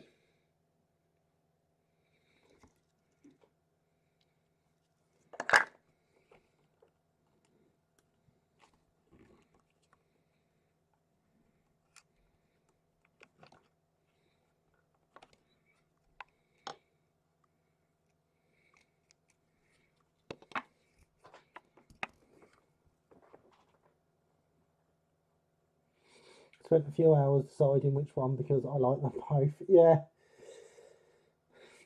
White metal parts are not done by him. Are they not? That. Yeah, fair enough. I did not know that. So they are all, other than the smoke box door handle, they were all absolutely beautifully cast.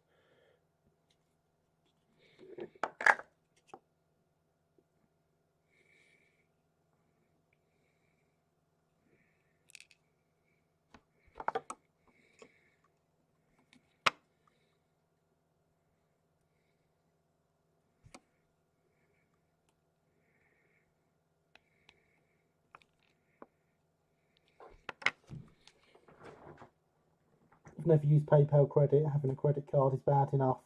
Yeah, see, I still have my credit card, Alex. I don't have PayPal credit anymore, though. Quite good with it and pay it off quickly. My MasterCard, on the other hand, has been maxed since I've had it. Never maxed my card. Got close a few times. Yeah, I've got very close to maxing my credit card in the past.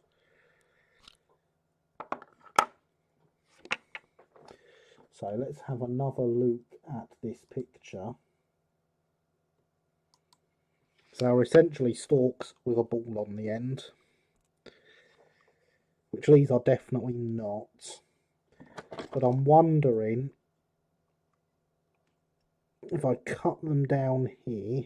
I'm never going to use them as clack valves, so it's fine to cut them down if they'll look close enough.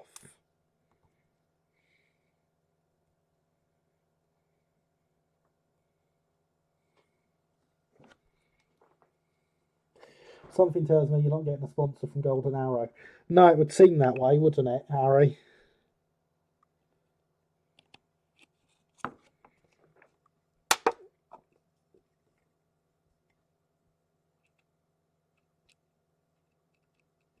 If I suddenly start saying really nice things about Golden Arrow, you know I've been sponsored. I have to admit, I've never had a credit card. I don't like the idea of spending money I don't have right now. You make a very good point, Linny. I got it as a way of rebuilding, of building my credit.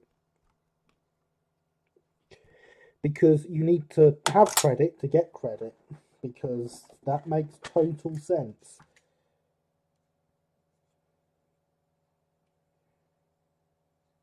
How did that bit fall out? Let's get that back in there.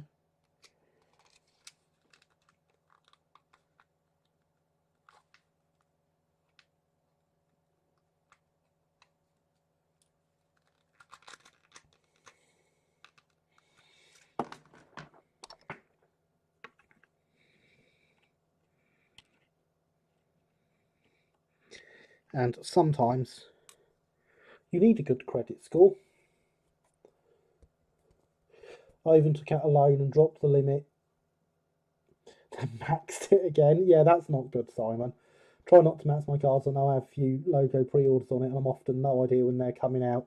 That is the primary use for my credit card, is stuff I'm pre-ordering.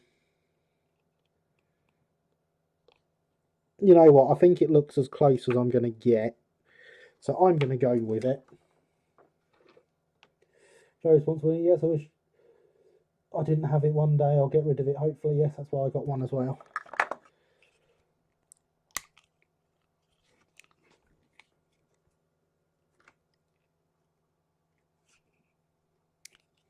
Because of course it's things like if you walk into a bank to ask for a mortgage to buy your house and you've never had credit, they'll turn you down.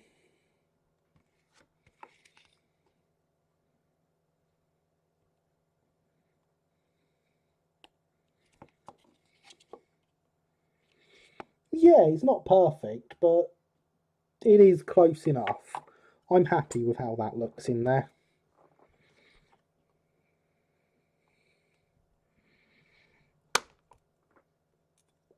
Cut the other one down.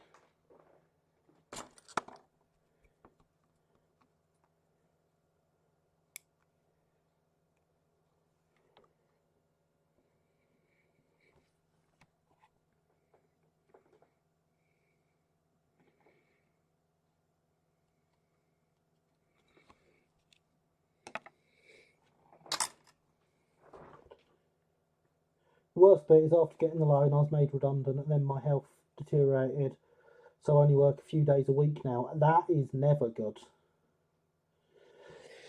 That is very bad indeed. Never can predict what's going to happen. Sadly, things like this always seem to happen at the worst times. That is indeed very true.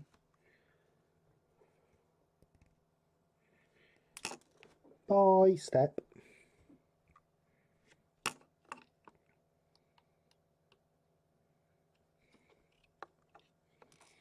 That felt like a bit of flash. Ah, saviour of the universe.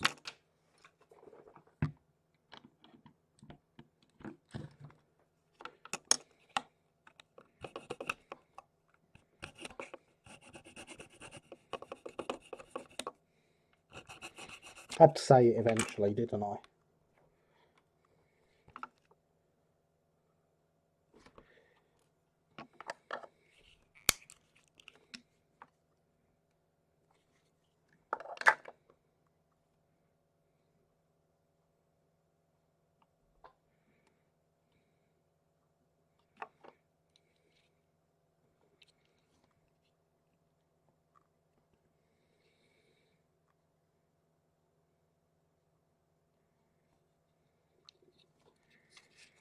This does stick this resin very well with super glue.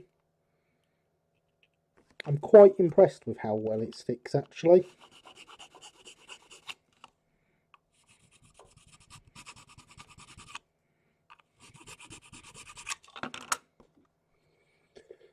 I had a lot on my credit card when I lost my job, hence I ended up selling 80% of my collection to pay it off. Yep, that makes sense. These things do indeed come at the worst times. Just dug my J-Class out, thinking of hacking it up since it's discontinued. I'm not sure. Thought, no, as something that's been discontinued, I'd want to persevere with it if it was me, Harry.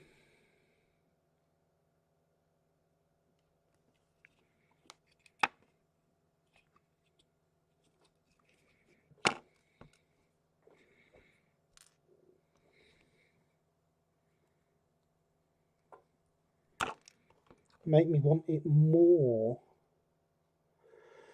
I don't know whether I'll be employed in the next 3 months. I'm very glad not to have credit card debt to pay off. Yes, indeed.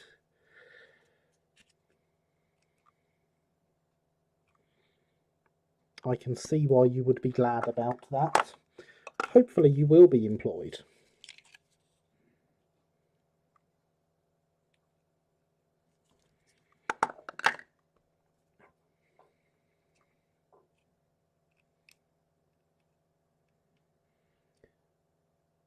Because not being employed is not ideal.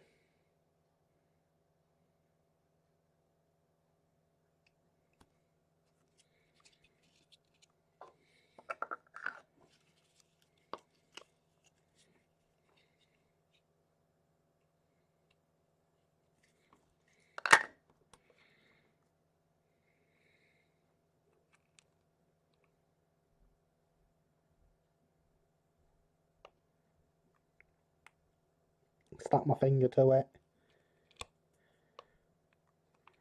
That was silly. Now I've stuck my fingers to each other.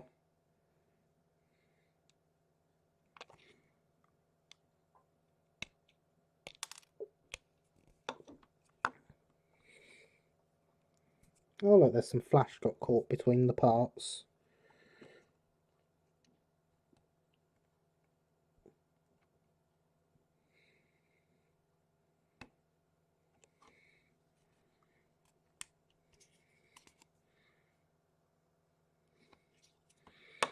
That does not feel very well stuck at all.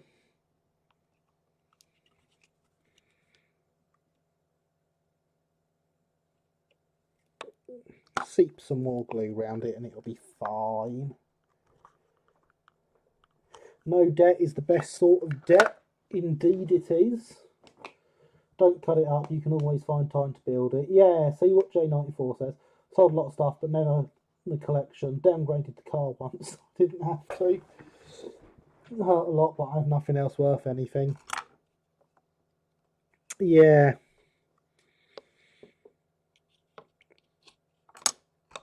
Problem with being a railway modeler. Now I have realised I've stuck lots of bits of metal through this boiler that, well, I've stuck 3 bits through the boiler that are now going to be in the way of the chassis. I'm going to let them dry properly before filing them down. But we now have a body that just needs its handrail knobs drilling out and its buffers drilling out. It's not bad for 2 hours work, is it?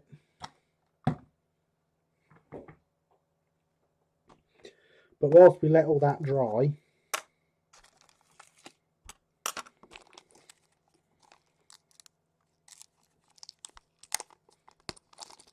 we have a cab to detail.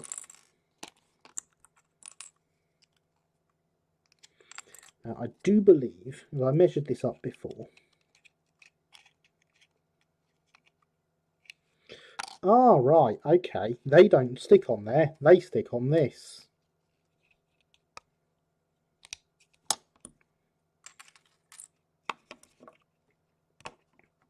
That actually makes a lot of sense.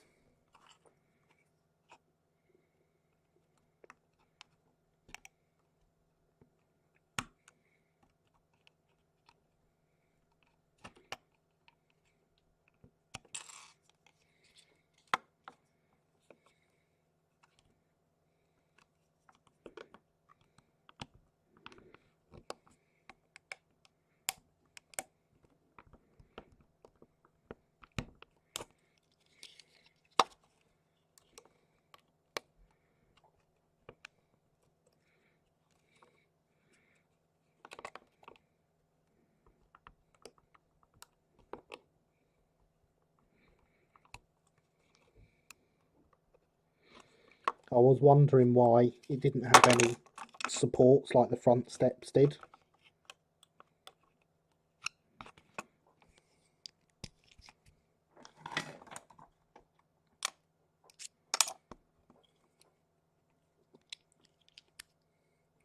Did want to do that originally, but Cena says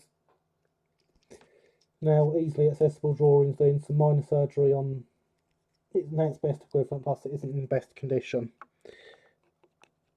No, finish it, Harry.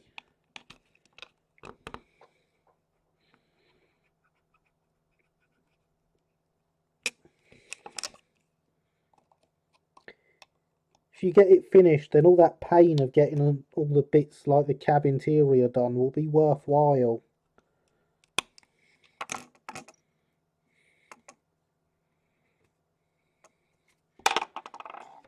Imagine how immensely proud you'll be for the rest of your life at that finished loco. Got piles of unbuilt plastic military kits, unmade wargaming figures and kits, and none that's any sort of good resale value. The whole lot probably would only sell for 2 or 3 locos. Darn expensive locos. Yeah, that makes much more sense. So these steps stick here.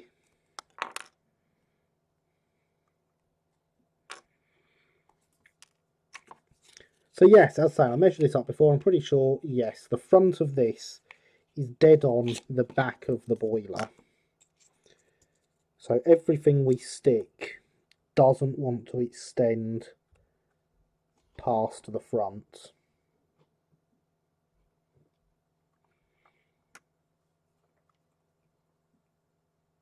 We also have a lot of unbuilt wargaming stuff sat in boxes. What did you do? Oh, there's the donation link. Warlord Games by Action. Persevere with it. You should persevere with it. In a box. Tut tut. You'll be super proud of yourself when it's done, Harry. And you'll be like, yeah, I did this. All those struggles that I had with it.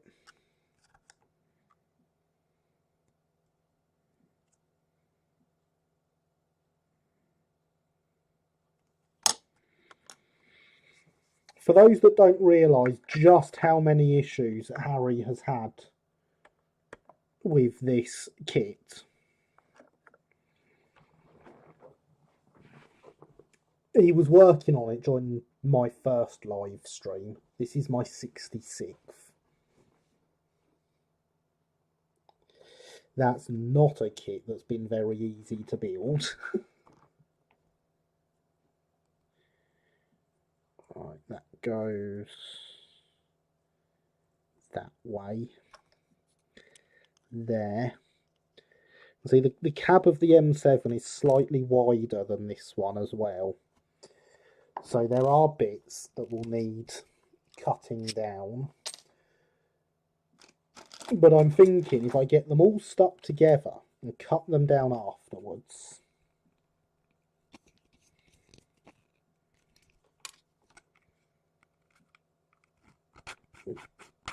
that's the better way of doing it. I could be wrong, but that's my theory.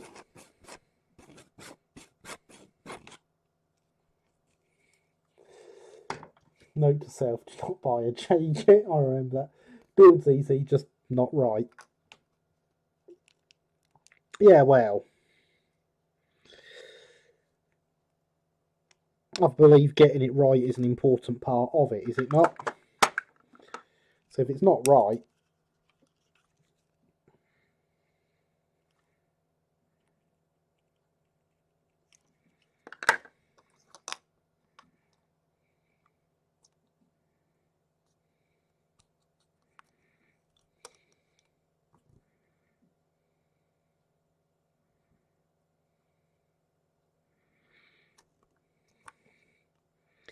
but yeah, see, my theory is if I get all this stuck and then cut it, I can use the parts of the cab to make sure I'm cutting it to the right size and nothing's too small and everything sits together nicely. Plus, I'm very slow. Watching you fit the cab interior hurts. Well, remember, this isn't actually a cab interior for this kit. This is the cab interior of an M7.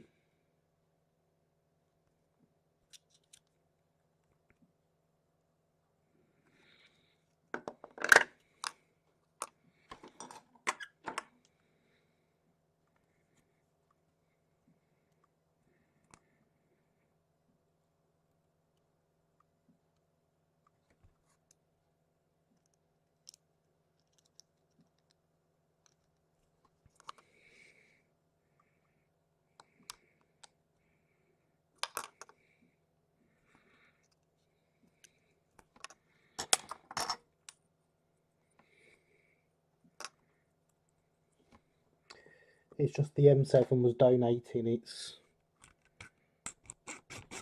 chassis, so I decided it could also donate its cab interior.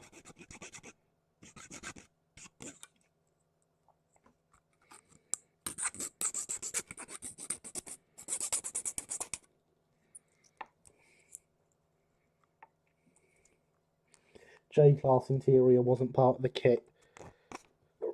The only reason this bit is part of this kit is because the chassis screws into it. There's no way you'd have included it otherwise. A little bit of LSWR to make the logo better. Well, a little bit of LSWR to make the logo presentable.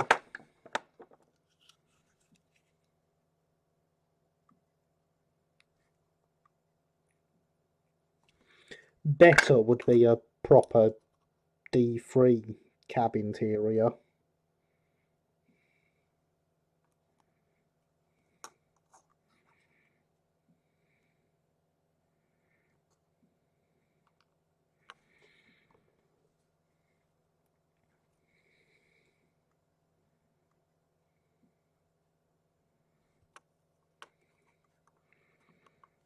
Knowing Brighton locos, this would be at the back here. So that's what we're going to do.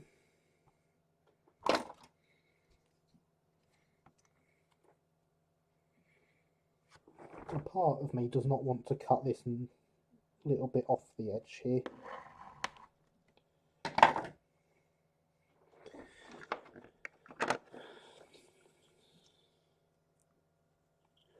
Drummond is spinning in his grave. No, better would it still be an M7? No, but still being an M7 would not be better.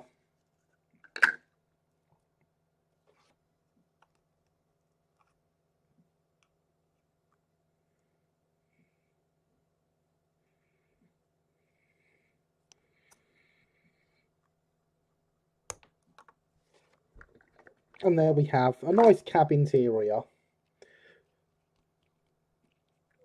What do you think, Harry? Does it look good?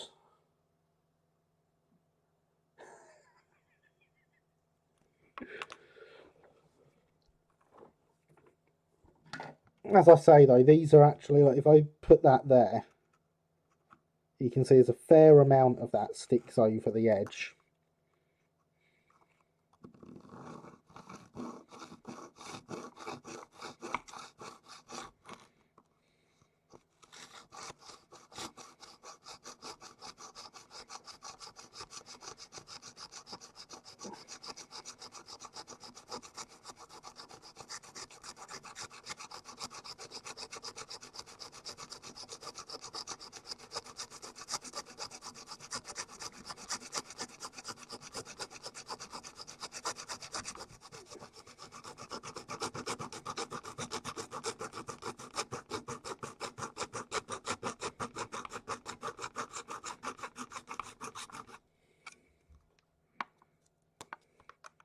But now that'll fit in the cab.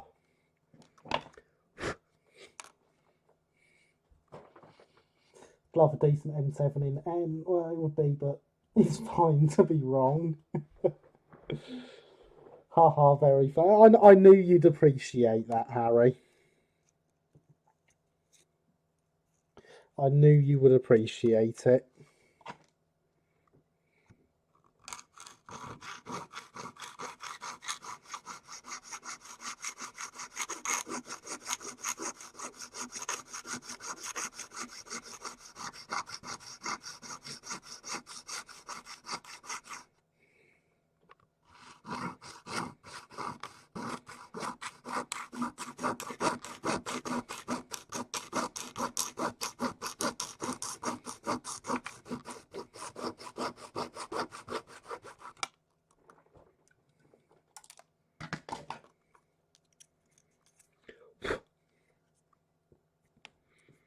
So, if my theory worked, this should just slide in now.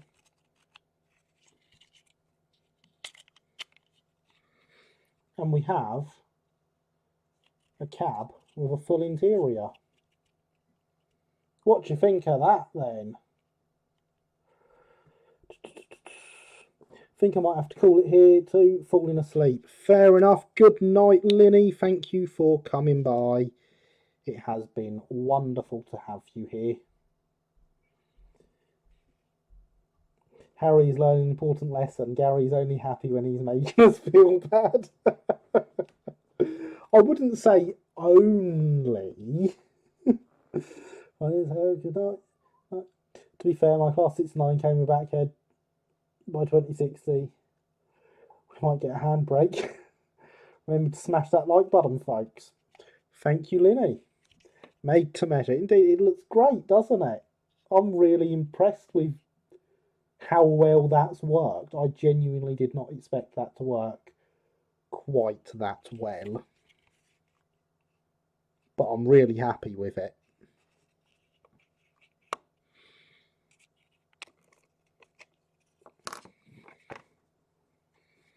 So next, the steps need to go onto the cab bottom. But first, I'll clear off yet more plastic shavings from the workbench. We're basically at the point where the build's done. Gary's the living embodiment of Schadenfreude. I'm not going to argue. Important lesson, don't watch Let's Build episode 66. But 66 is a great episode, Harry.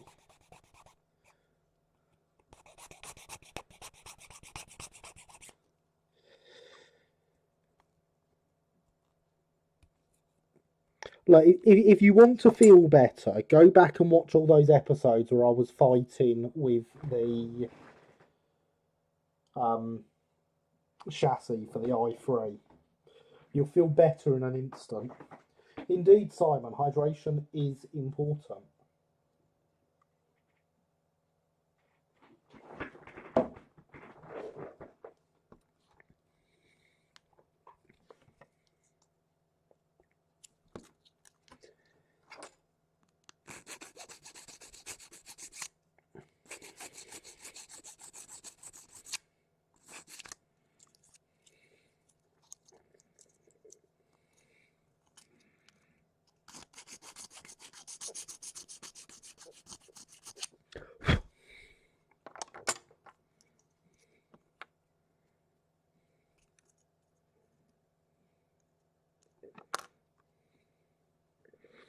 It's not very flat anymore. I think it's got a bit of body on it.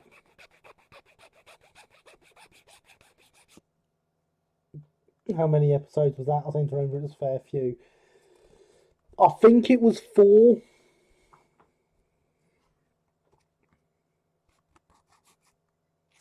Gosh, the i3 chassis, yeah. I remember that pain. Very true, much better content.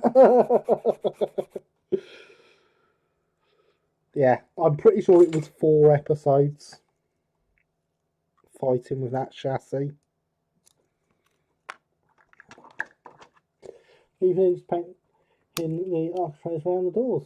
Good evening, GWR. Welcome. I hope you are well.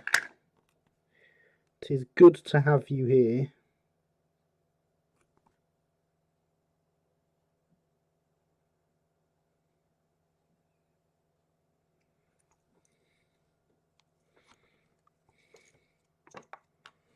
You have missed almost an entire Loco build.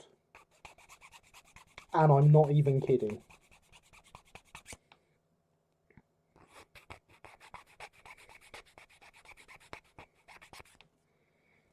I was not expecting this to be done quite as quickly as it has been. I mean, I didn't expect it to take long, but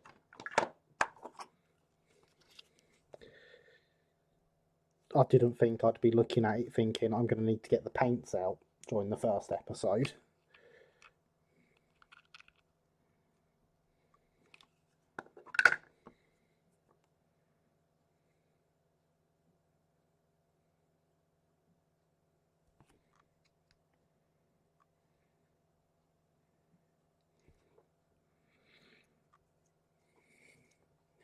It's fine, thanks. At least a bit better than last week. How are you? I am very well, thank you.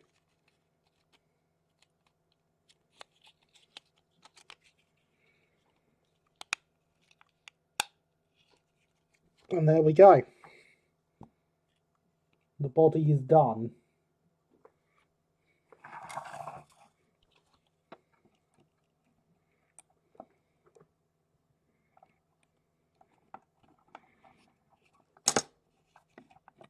Oh yes, of course. It's got the metal bit sticking out now, hasn't it? Let's take that cab interior out. We don't want to damage that. Glad it went quick. Won't have to watch more of this torture. Oh dear.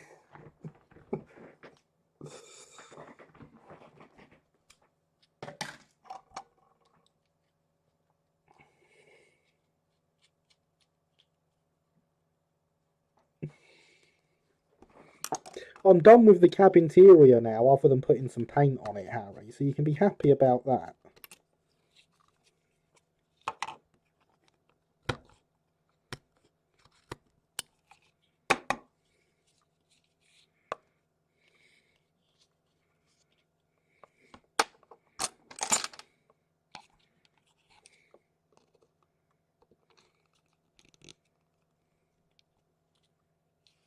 God, that went easier than expected.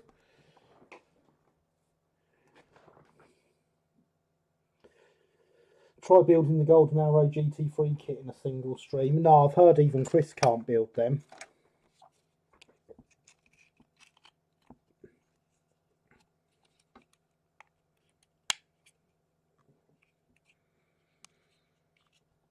I mean, obviously he can, but someone from Club ordered the GT3 off of him pre-built, which of course is a service he offers. He will build his kits for you. It took 2 years to arrive and it didn't run.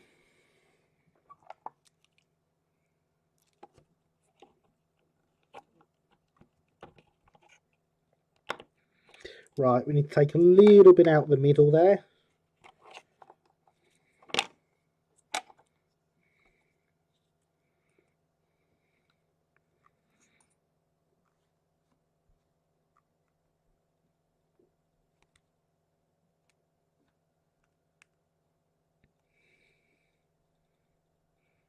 That is absolutely fine. We've got plenty that we can take out.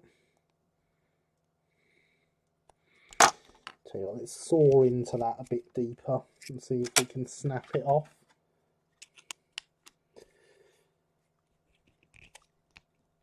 Oh, yeah, we can do it by episode 5, 6. It's good, a little 2 years out.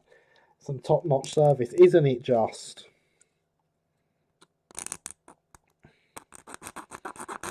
It's the best type of service.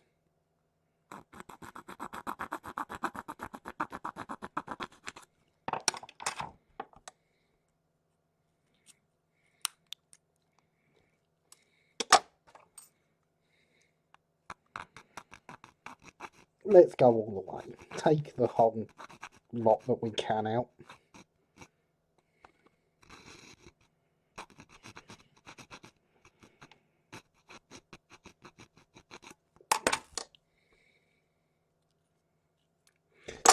Oh, and if you check the Golden Arrow website, his to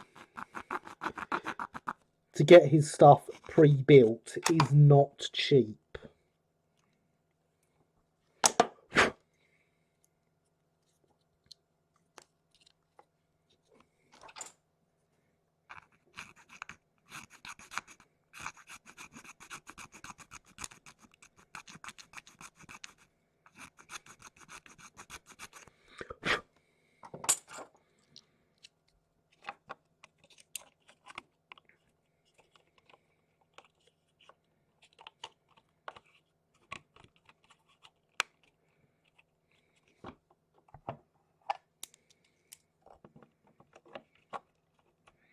There we go, we're fit again now.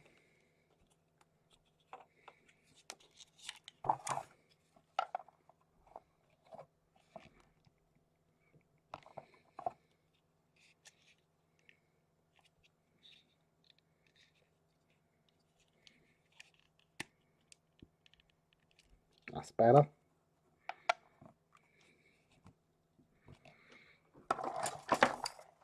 There we go, we've built a loco.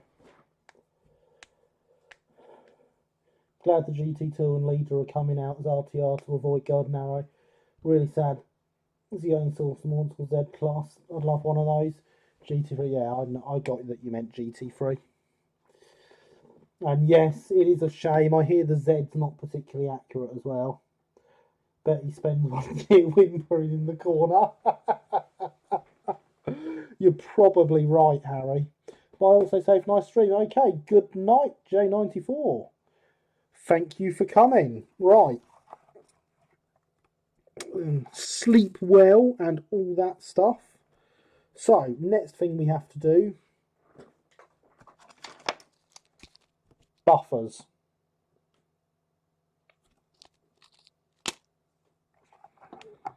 We want to get the buffer shanks on the body.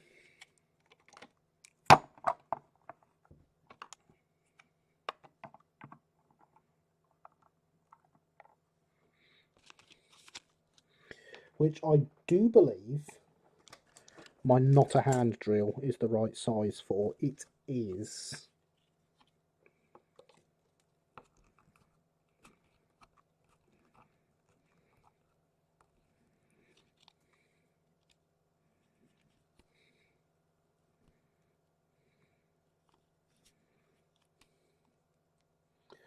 So there's a large boiler SCGR 7F, which always annoyed me that Bachmann didn't. Yeah, you'd think Bachmann would have done. It's not like it'd be a big change from their tooling, is it?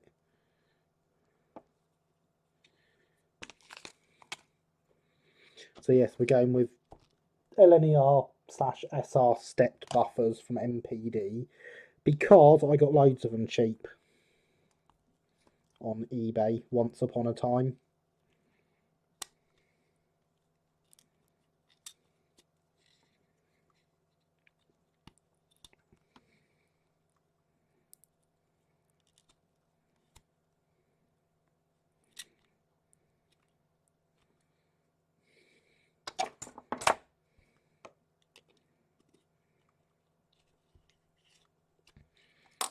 There we go.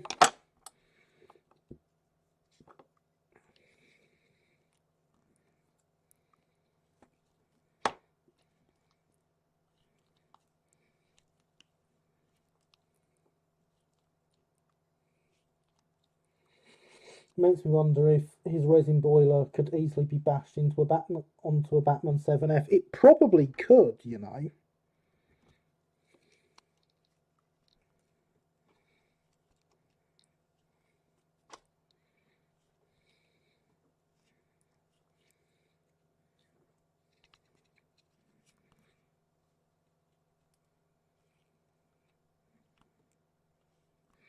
So, how is everyone doing at the minute? We've had a few more people join, so I shall ask again.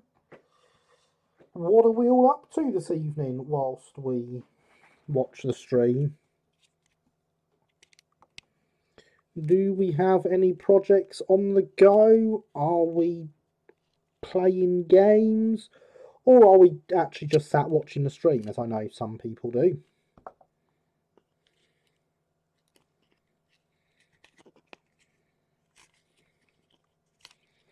Occasionally I even make it on the telly, apparently.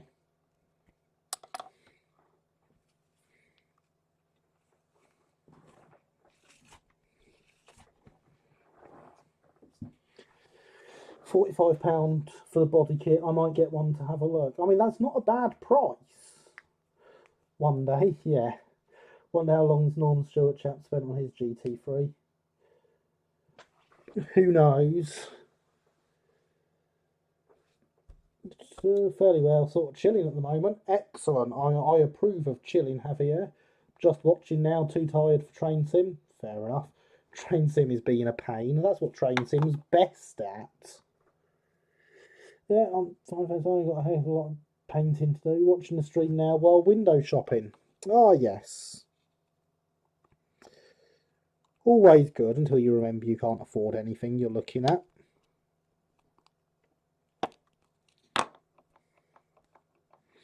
I need to redo the tape on this, I think. It's sliding down.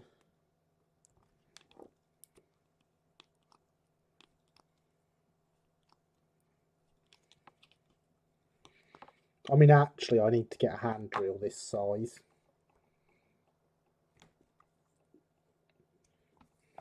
because my largest one is up to 2 mil and this is 3.2 mil.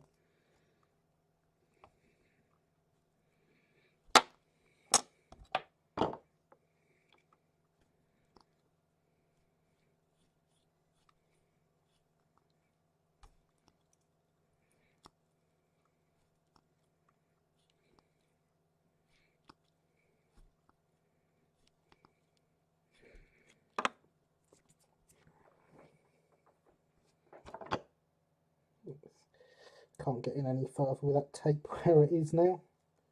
It's slid so far forwards.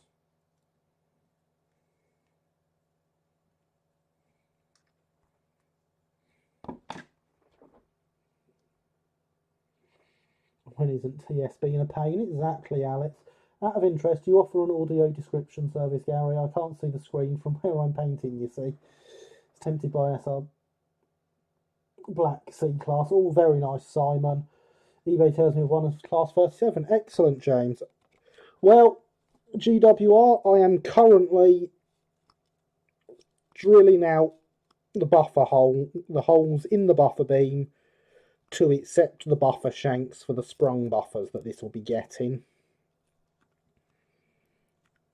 They are great fun and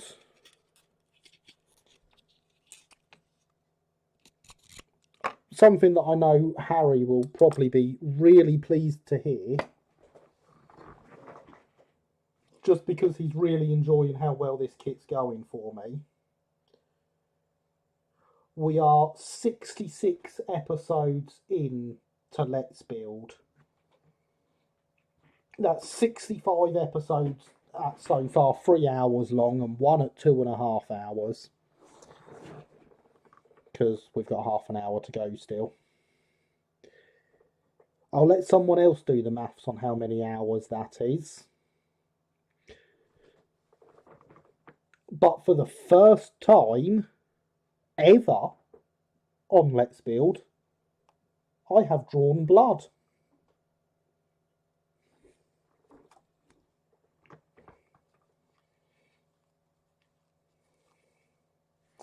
I have never done that on the live stream before.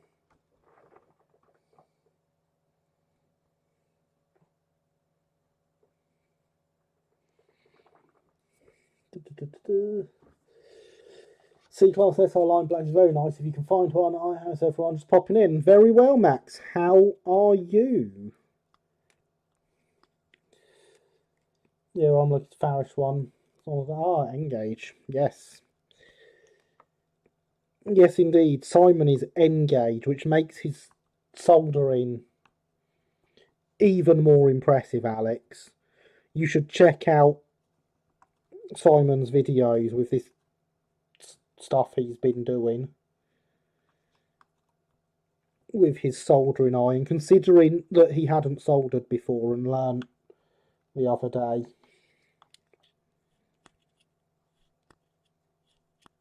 by me doing it. It's really impressive what he's managed. Classic war wound of the modeler. Indeed, told you episode 66 was cursed. Yeah, I thought we'd have to do another 600 before reaching the curse. But there we go.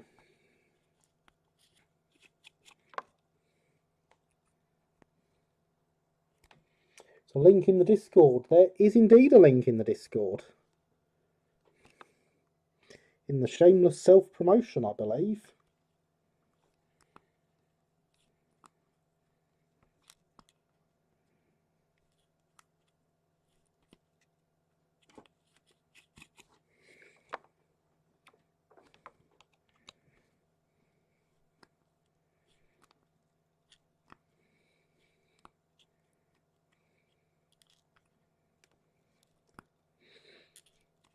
Oh, and in case anyone doesn't know, RMWeb's going to be down for a long time tomorrow. So if there's anyone that would normally spend their time on RMWeb reading,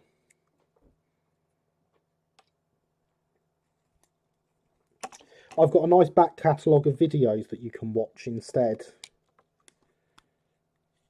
And past live streams and all that stuff. Saw the bridge video, but you know what my memory is like. Yeah, fair enough. Oh look, and there's a link to the Discord. Almost like it was planned. The sides of the logo are going red now.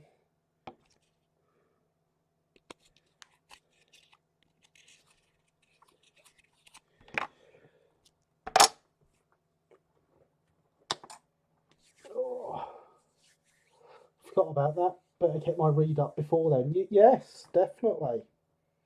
It goes down at 8:30 AM UK time. So you've got about 9 hours.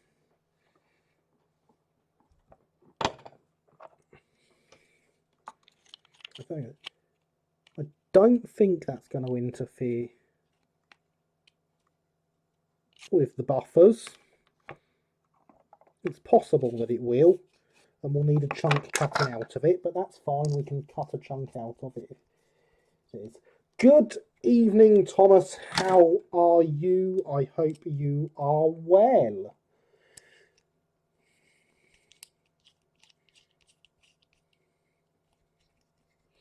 It's one of the fire engines. Oh, yes. Yes, yes, yes. Haha. Not Esley down. Too much hope it's been deleted. Well, it depends on your definition of deleted. They're moving the database to a new server so that response times are a bit better and should in theory make it crash less. So technically they're deleting the database off the one it is on, but not until they move it somewhere else first.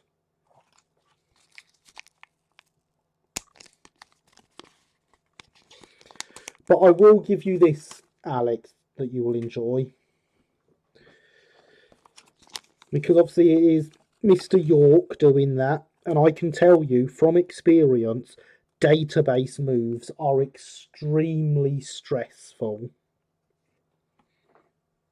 I'm alright, just waiting for a video to render. Oh, a video! It's been a while since we've had one of them from you, sir. How exciting!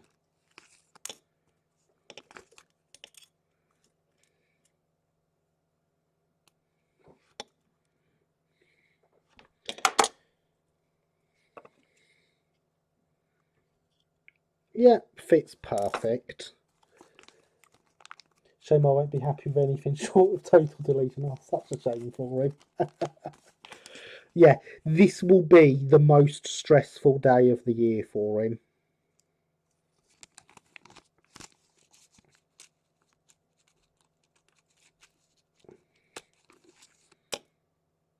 I have never enjoyed a database move. Okay, these buffers are covered in flash.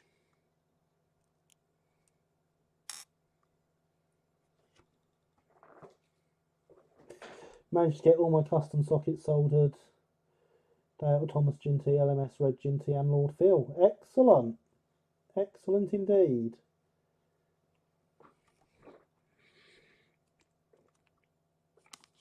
Now, Alex.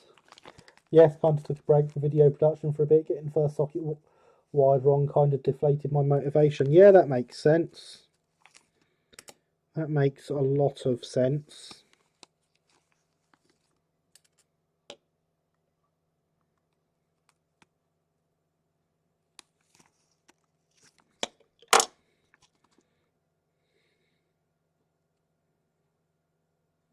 Yep, all the bits are there, that's fine.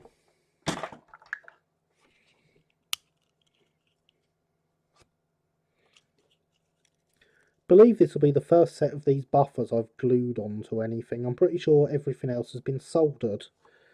You know what? Let's do this properly. A blob of glue and the pin.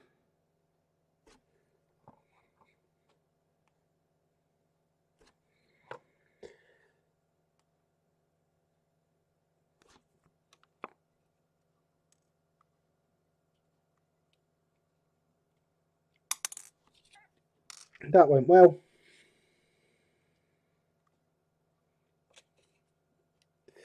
Now what? I'm holding back big time.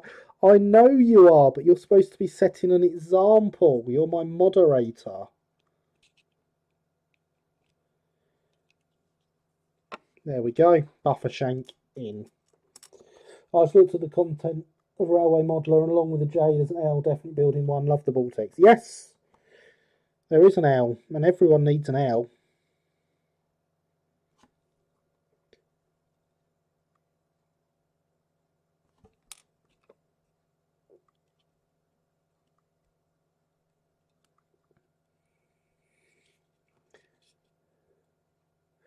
Aimed for a 10-minute video, ended up being nearly half an hour. Excellent. I will be looking forward to it, Thomas. Do I get the impression Alex is not a fan of RM Web or its administrator? You might be right there, James. I am, and I'll ban anyone who does what I do.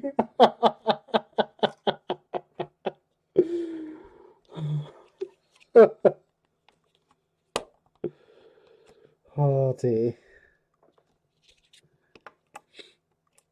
Yeah, he's not RM Web's biggest fan. It has to be said.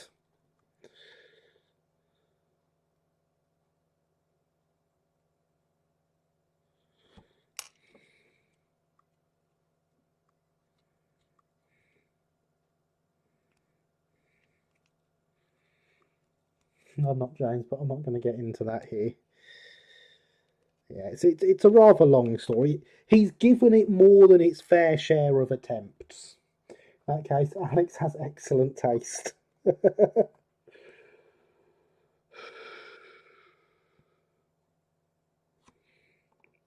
you're not alone, Alex.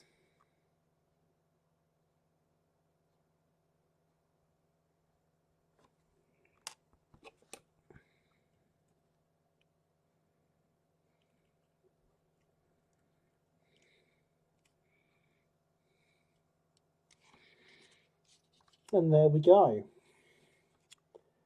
Buffer shanks, front and rear. Don't like the formatting and the thread groups on RM Web. I get lost too easily. Yep, fair enough.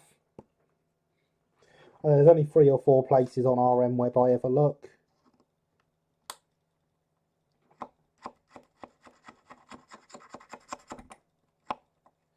I mainly use it for promotion of the live stream now.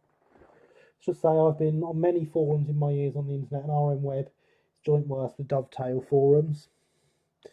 Let's just remember, just for a second, ladies and gentlemen, 10% of my viewership comes from RM Web, according to YouTube statistics.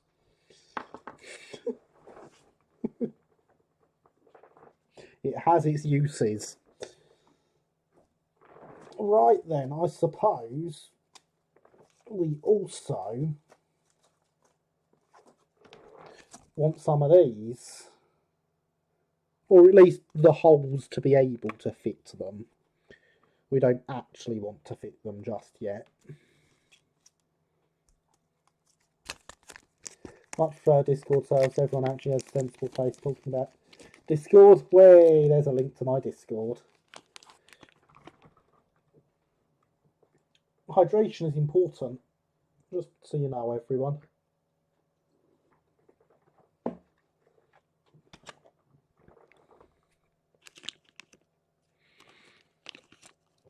So I'm going to take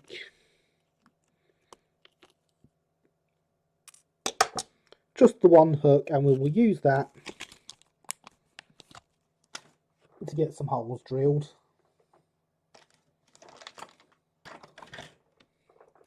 Now we definitely want to...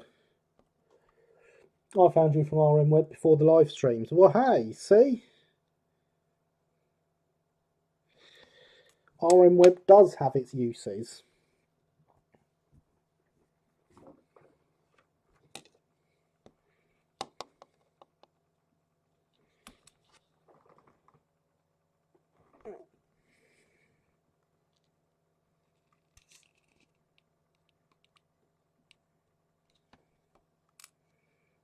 Yep, that's now the centre, I've decided. I've actually managed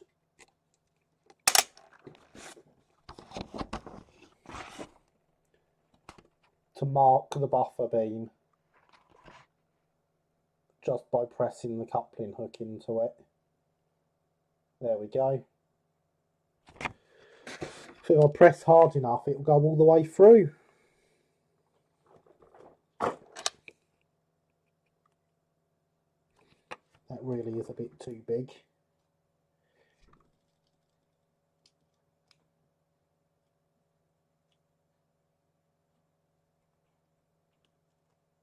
Let's get a slightly smaller one.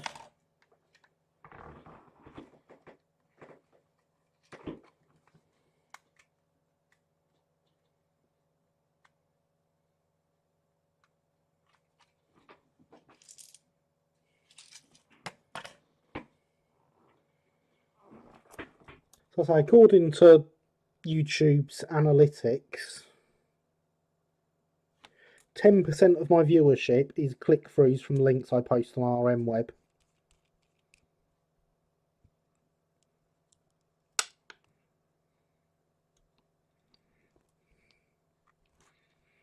Which I find absolutely amazing. Compared to the 0.01% that comes from Twitter, for example.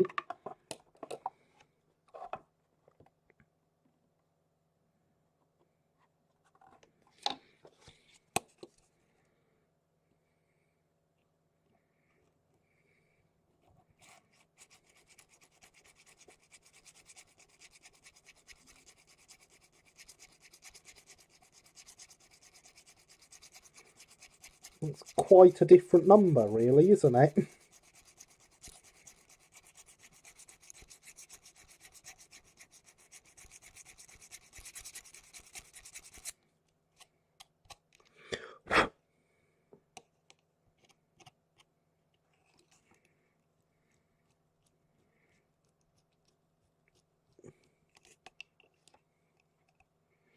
I found it through a recommendation. Indeed you did. A recommendation from a channel that seems to have disappeared over the last few days. Very much appreciated recommendation.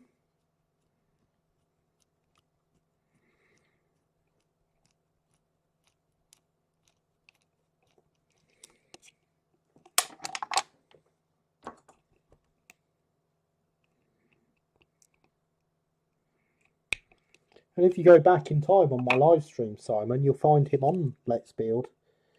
He has been on a couple of times. I'm not saying people shouldn't use it, but I wouldn't shed a tear if it vanished. No, neither would I. I'd be a lot more bored. Because there are some excellent bits of modelling on there that I do enjoy reading.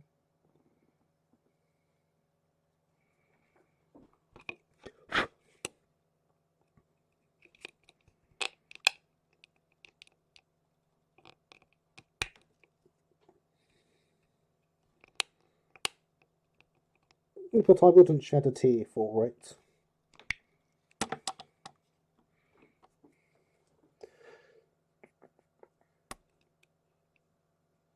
I was looking at terrier-related things when I stumbled across the channel. Well, I approve of looking at terrier-related things. I found the channel when I was looking for videos of Bluebell. Well, there's plenty of those back in my old stuff.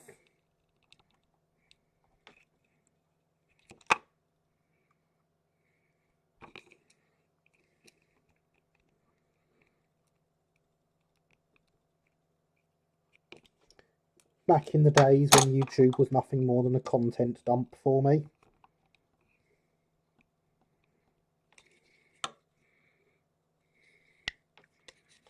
Purely serving the purpose of wanting to put content elsewhere.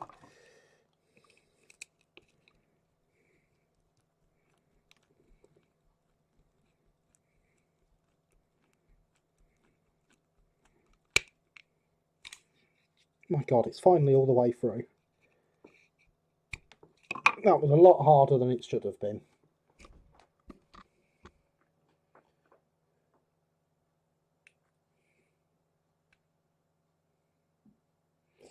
Talking about terriers is something I need to finish off. Well, working on terriers is always good.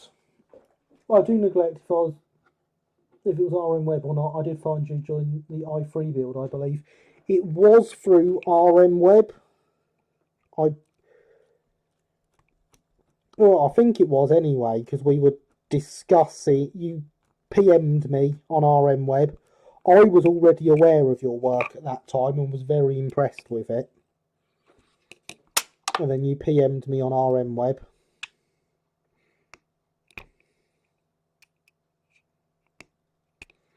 To ask about some details of the etched chassis.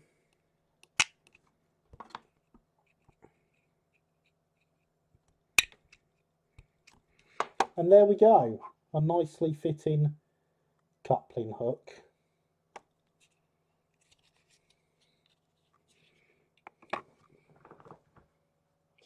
I found the channel looking at your B1 bash. Oh, that was great. I do still have that loco, although it's not in any sort of condition where it can run.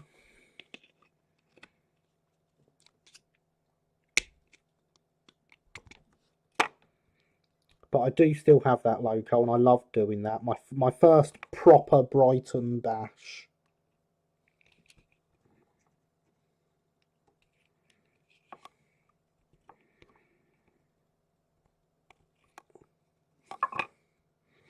Now, of course, I'm going to get called a shill for this. Because I can do these things on these small distances quite well by eye. But I know a lot of people can't. So to find the centre of something, I do have this wonderful tool from TS Models and Railway Mania. TS Design and Railway Mania. That lets me find the centre. And I can confirm I've got that right.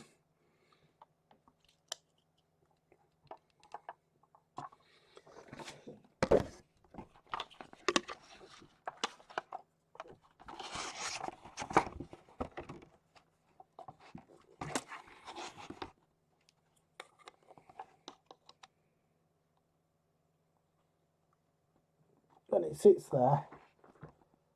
And we've got the 0 in the centre and the measurements out either side. And it's absolutely fantastic. Shill. That was it, wasn't it? It was. Long-term memory still works. Yes. Indeed.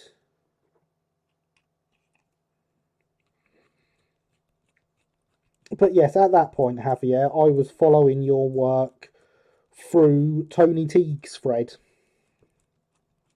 Because I believe that was before you started your own one. And yes, I was very, very impressed with what you were doing and thinking, oh, look at all these nice Brighton locos I'm one day going to have to buy on Shapeways.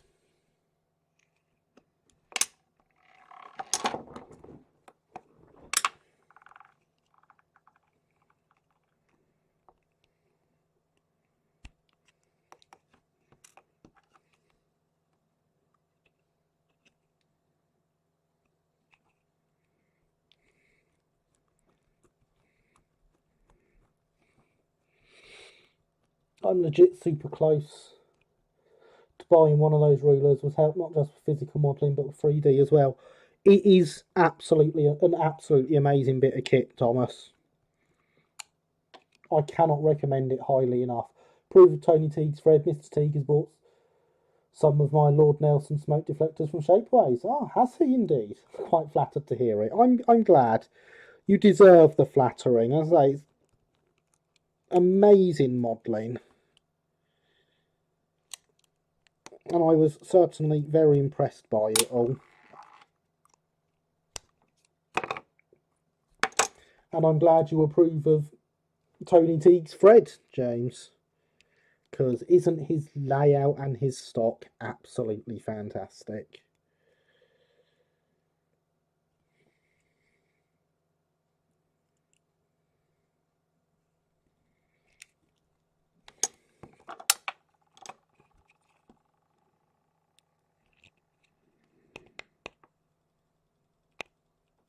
Now, this front coupling is going to be more of a problem than the rear one.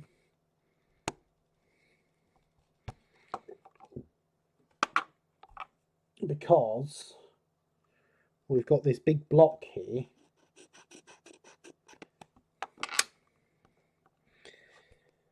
which is needed for strengthening where the screw goes in.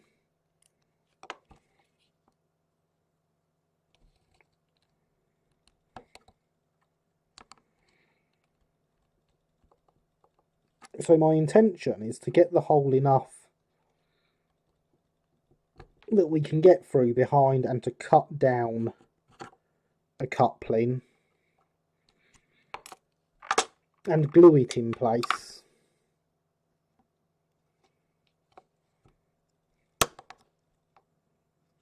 Well, that's the end of my knife stuck in there now.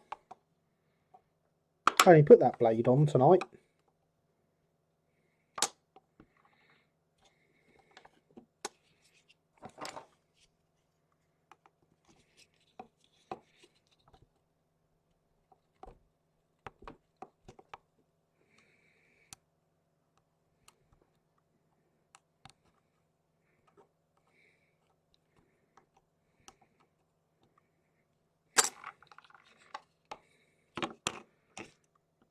And there is the end of the blade. That can go down in the bin. Tony is great, really, and quite impressed with Sherminster and Stowe. Indeed. It is the sort of level of modelling I would love to be able to, especially his new control panel. It looks fantastic. Everything about his modelling looks amazing.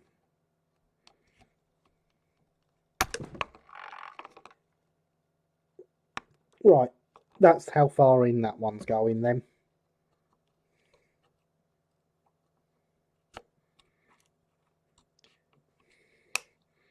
So a hook will be cut down for there. That will be fine, because I actually don't intend on this ever running in reverse. Despite being a tank engine, the Brighton didn't like running them in reverse. It was weird like that. So here we are with 10 minutes of the stream left to go. And we have essentially finished the build. The next thing to do is to start painting it. Blimey, that was a bit violent. It was a bit. One thing I would hate about modelling knives, far too easy to break the point off. Yep. Indeed it is, but never mind. Yeah, we have built a loco in less than 3 hours. So I'm going to put all these together so their bits can't go missing. Which is a good thing for me to do, because I never even noticed there was still another buffer head in the packet there. That's how easy I can lose these bits.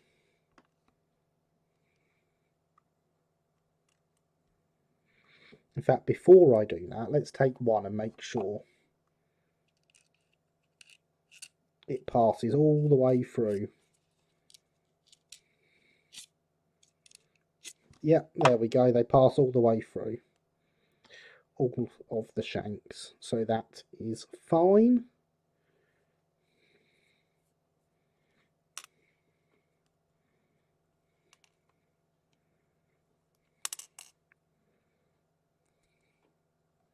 Speed of this build has been amazing. It has, hasn't it? Did anyone here think we would reach the end of the build phase on the first stream?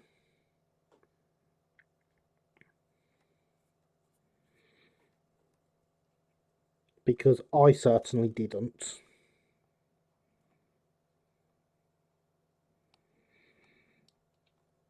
Now here's the bit where we're liable to lose something, because we've got the 2 springs here wrapped around each other.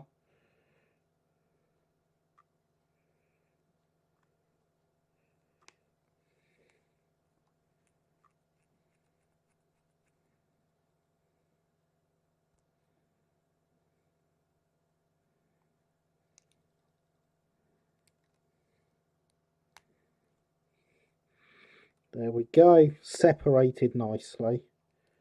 I was expecting one of them to go flying and me have to get a spare.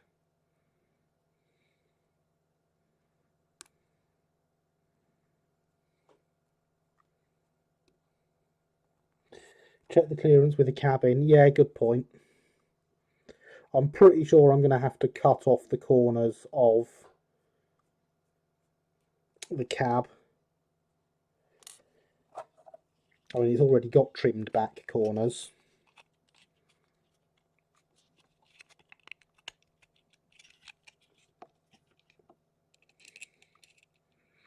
No, it does go all the way in.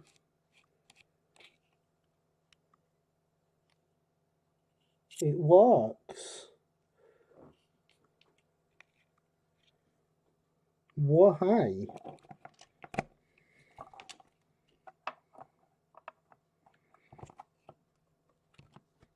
Let's get that up on there. I think it's earned its place on the plinth.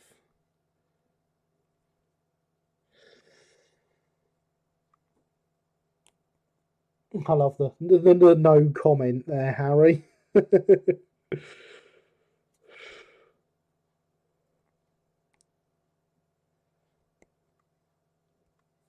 because I cheated with that pre-built cab interior from the M7. That's what it is.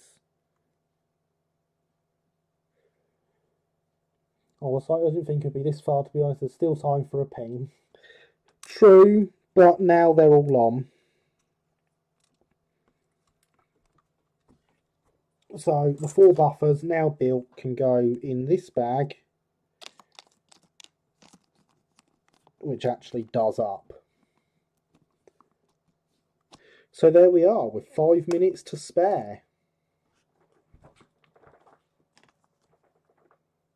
Chuck the buffers in the box.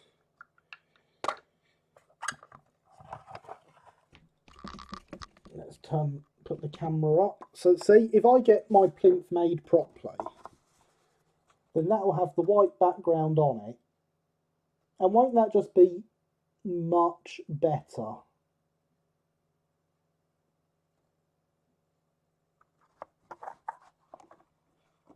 You won't get my hand in shot, it'll just all be white and it'll focus on the logo. So I definitely think I need to get that built. Looking very complete, isn't it just? It's looking incredibly complete. I'm really, really chuffed with how far we've got. Pun intended. So let's take a reminder of these for those that weren't here earlier. They are all now finished. Bird cage roofs on, couplings, scale couplings on the end, hunt couplers in the middle. They've all got wheels. They've all been painted. The bird cages have sides on them.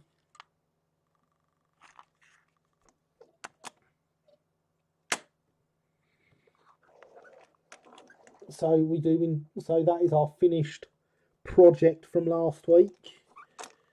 Next week, I think we're going to have to start painting. This is going into umber, as discussed, as number 370. Oh, and we still need to put the self-tapping screws in through screw hole there. So there's one there at the back you can see, and one at the front. But because they're self-tapping screws, I don't want to be taking them in and out and in and out and in and out. So yeah, the cab floor and walls will need painting. And a bit of coal chucking on the floor. And in fact, we'll need to put a crew in it next week. Because once that's done, we'll be able to stick the cab in. And that will be the last bit of sticking to do. But I will make sure I get the outside painted to do that. I should actually have some more paints turning up through the week that I've ordered. Obviously next week we will also be back to my proper microphone at last. Well, there's the reminder to like, subscribe, etc. And Harry, you are welcome to smash that dislike button for how easy I've had it building this. I don't mind. Absolutely destroy that dislike button for how easy this build has gone.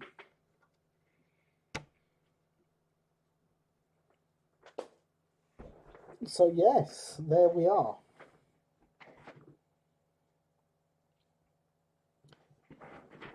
Lightning fast build, blue lightning fast even. But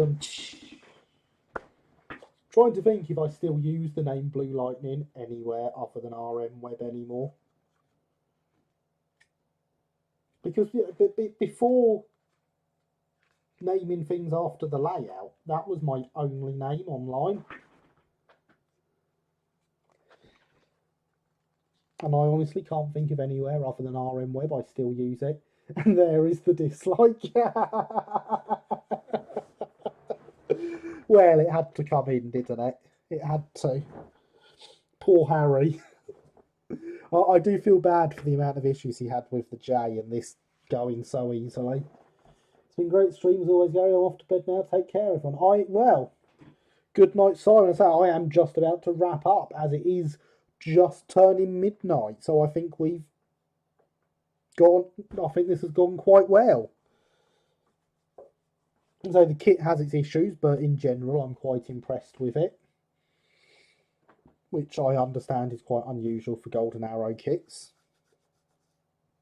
So yes, thank you for coming, everyone. I have had an absolutely fantastic time. I hope you have too. It would be so good if I had that done. I really must get that done.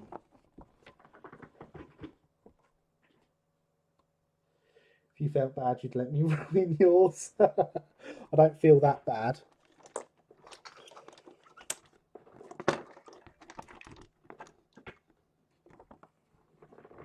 There we go. Look, it's even holding itself up now. Till it fell. There we go. Fantastic. Adios, great stream as always. Thank you. Right, I'm finally back. Bluetooth headphones decided to power off. Well,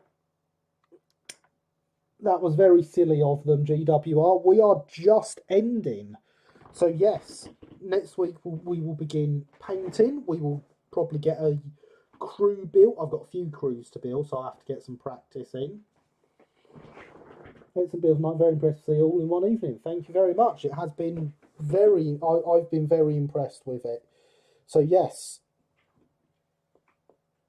remember to smash the like button, everyone. And subscribe and come back on Tuesday and Thursday and next Sunday for some more progress on the D3.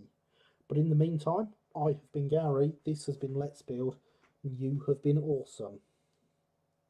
Good night, everybody.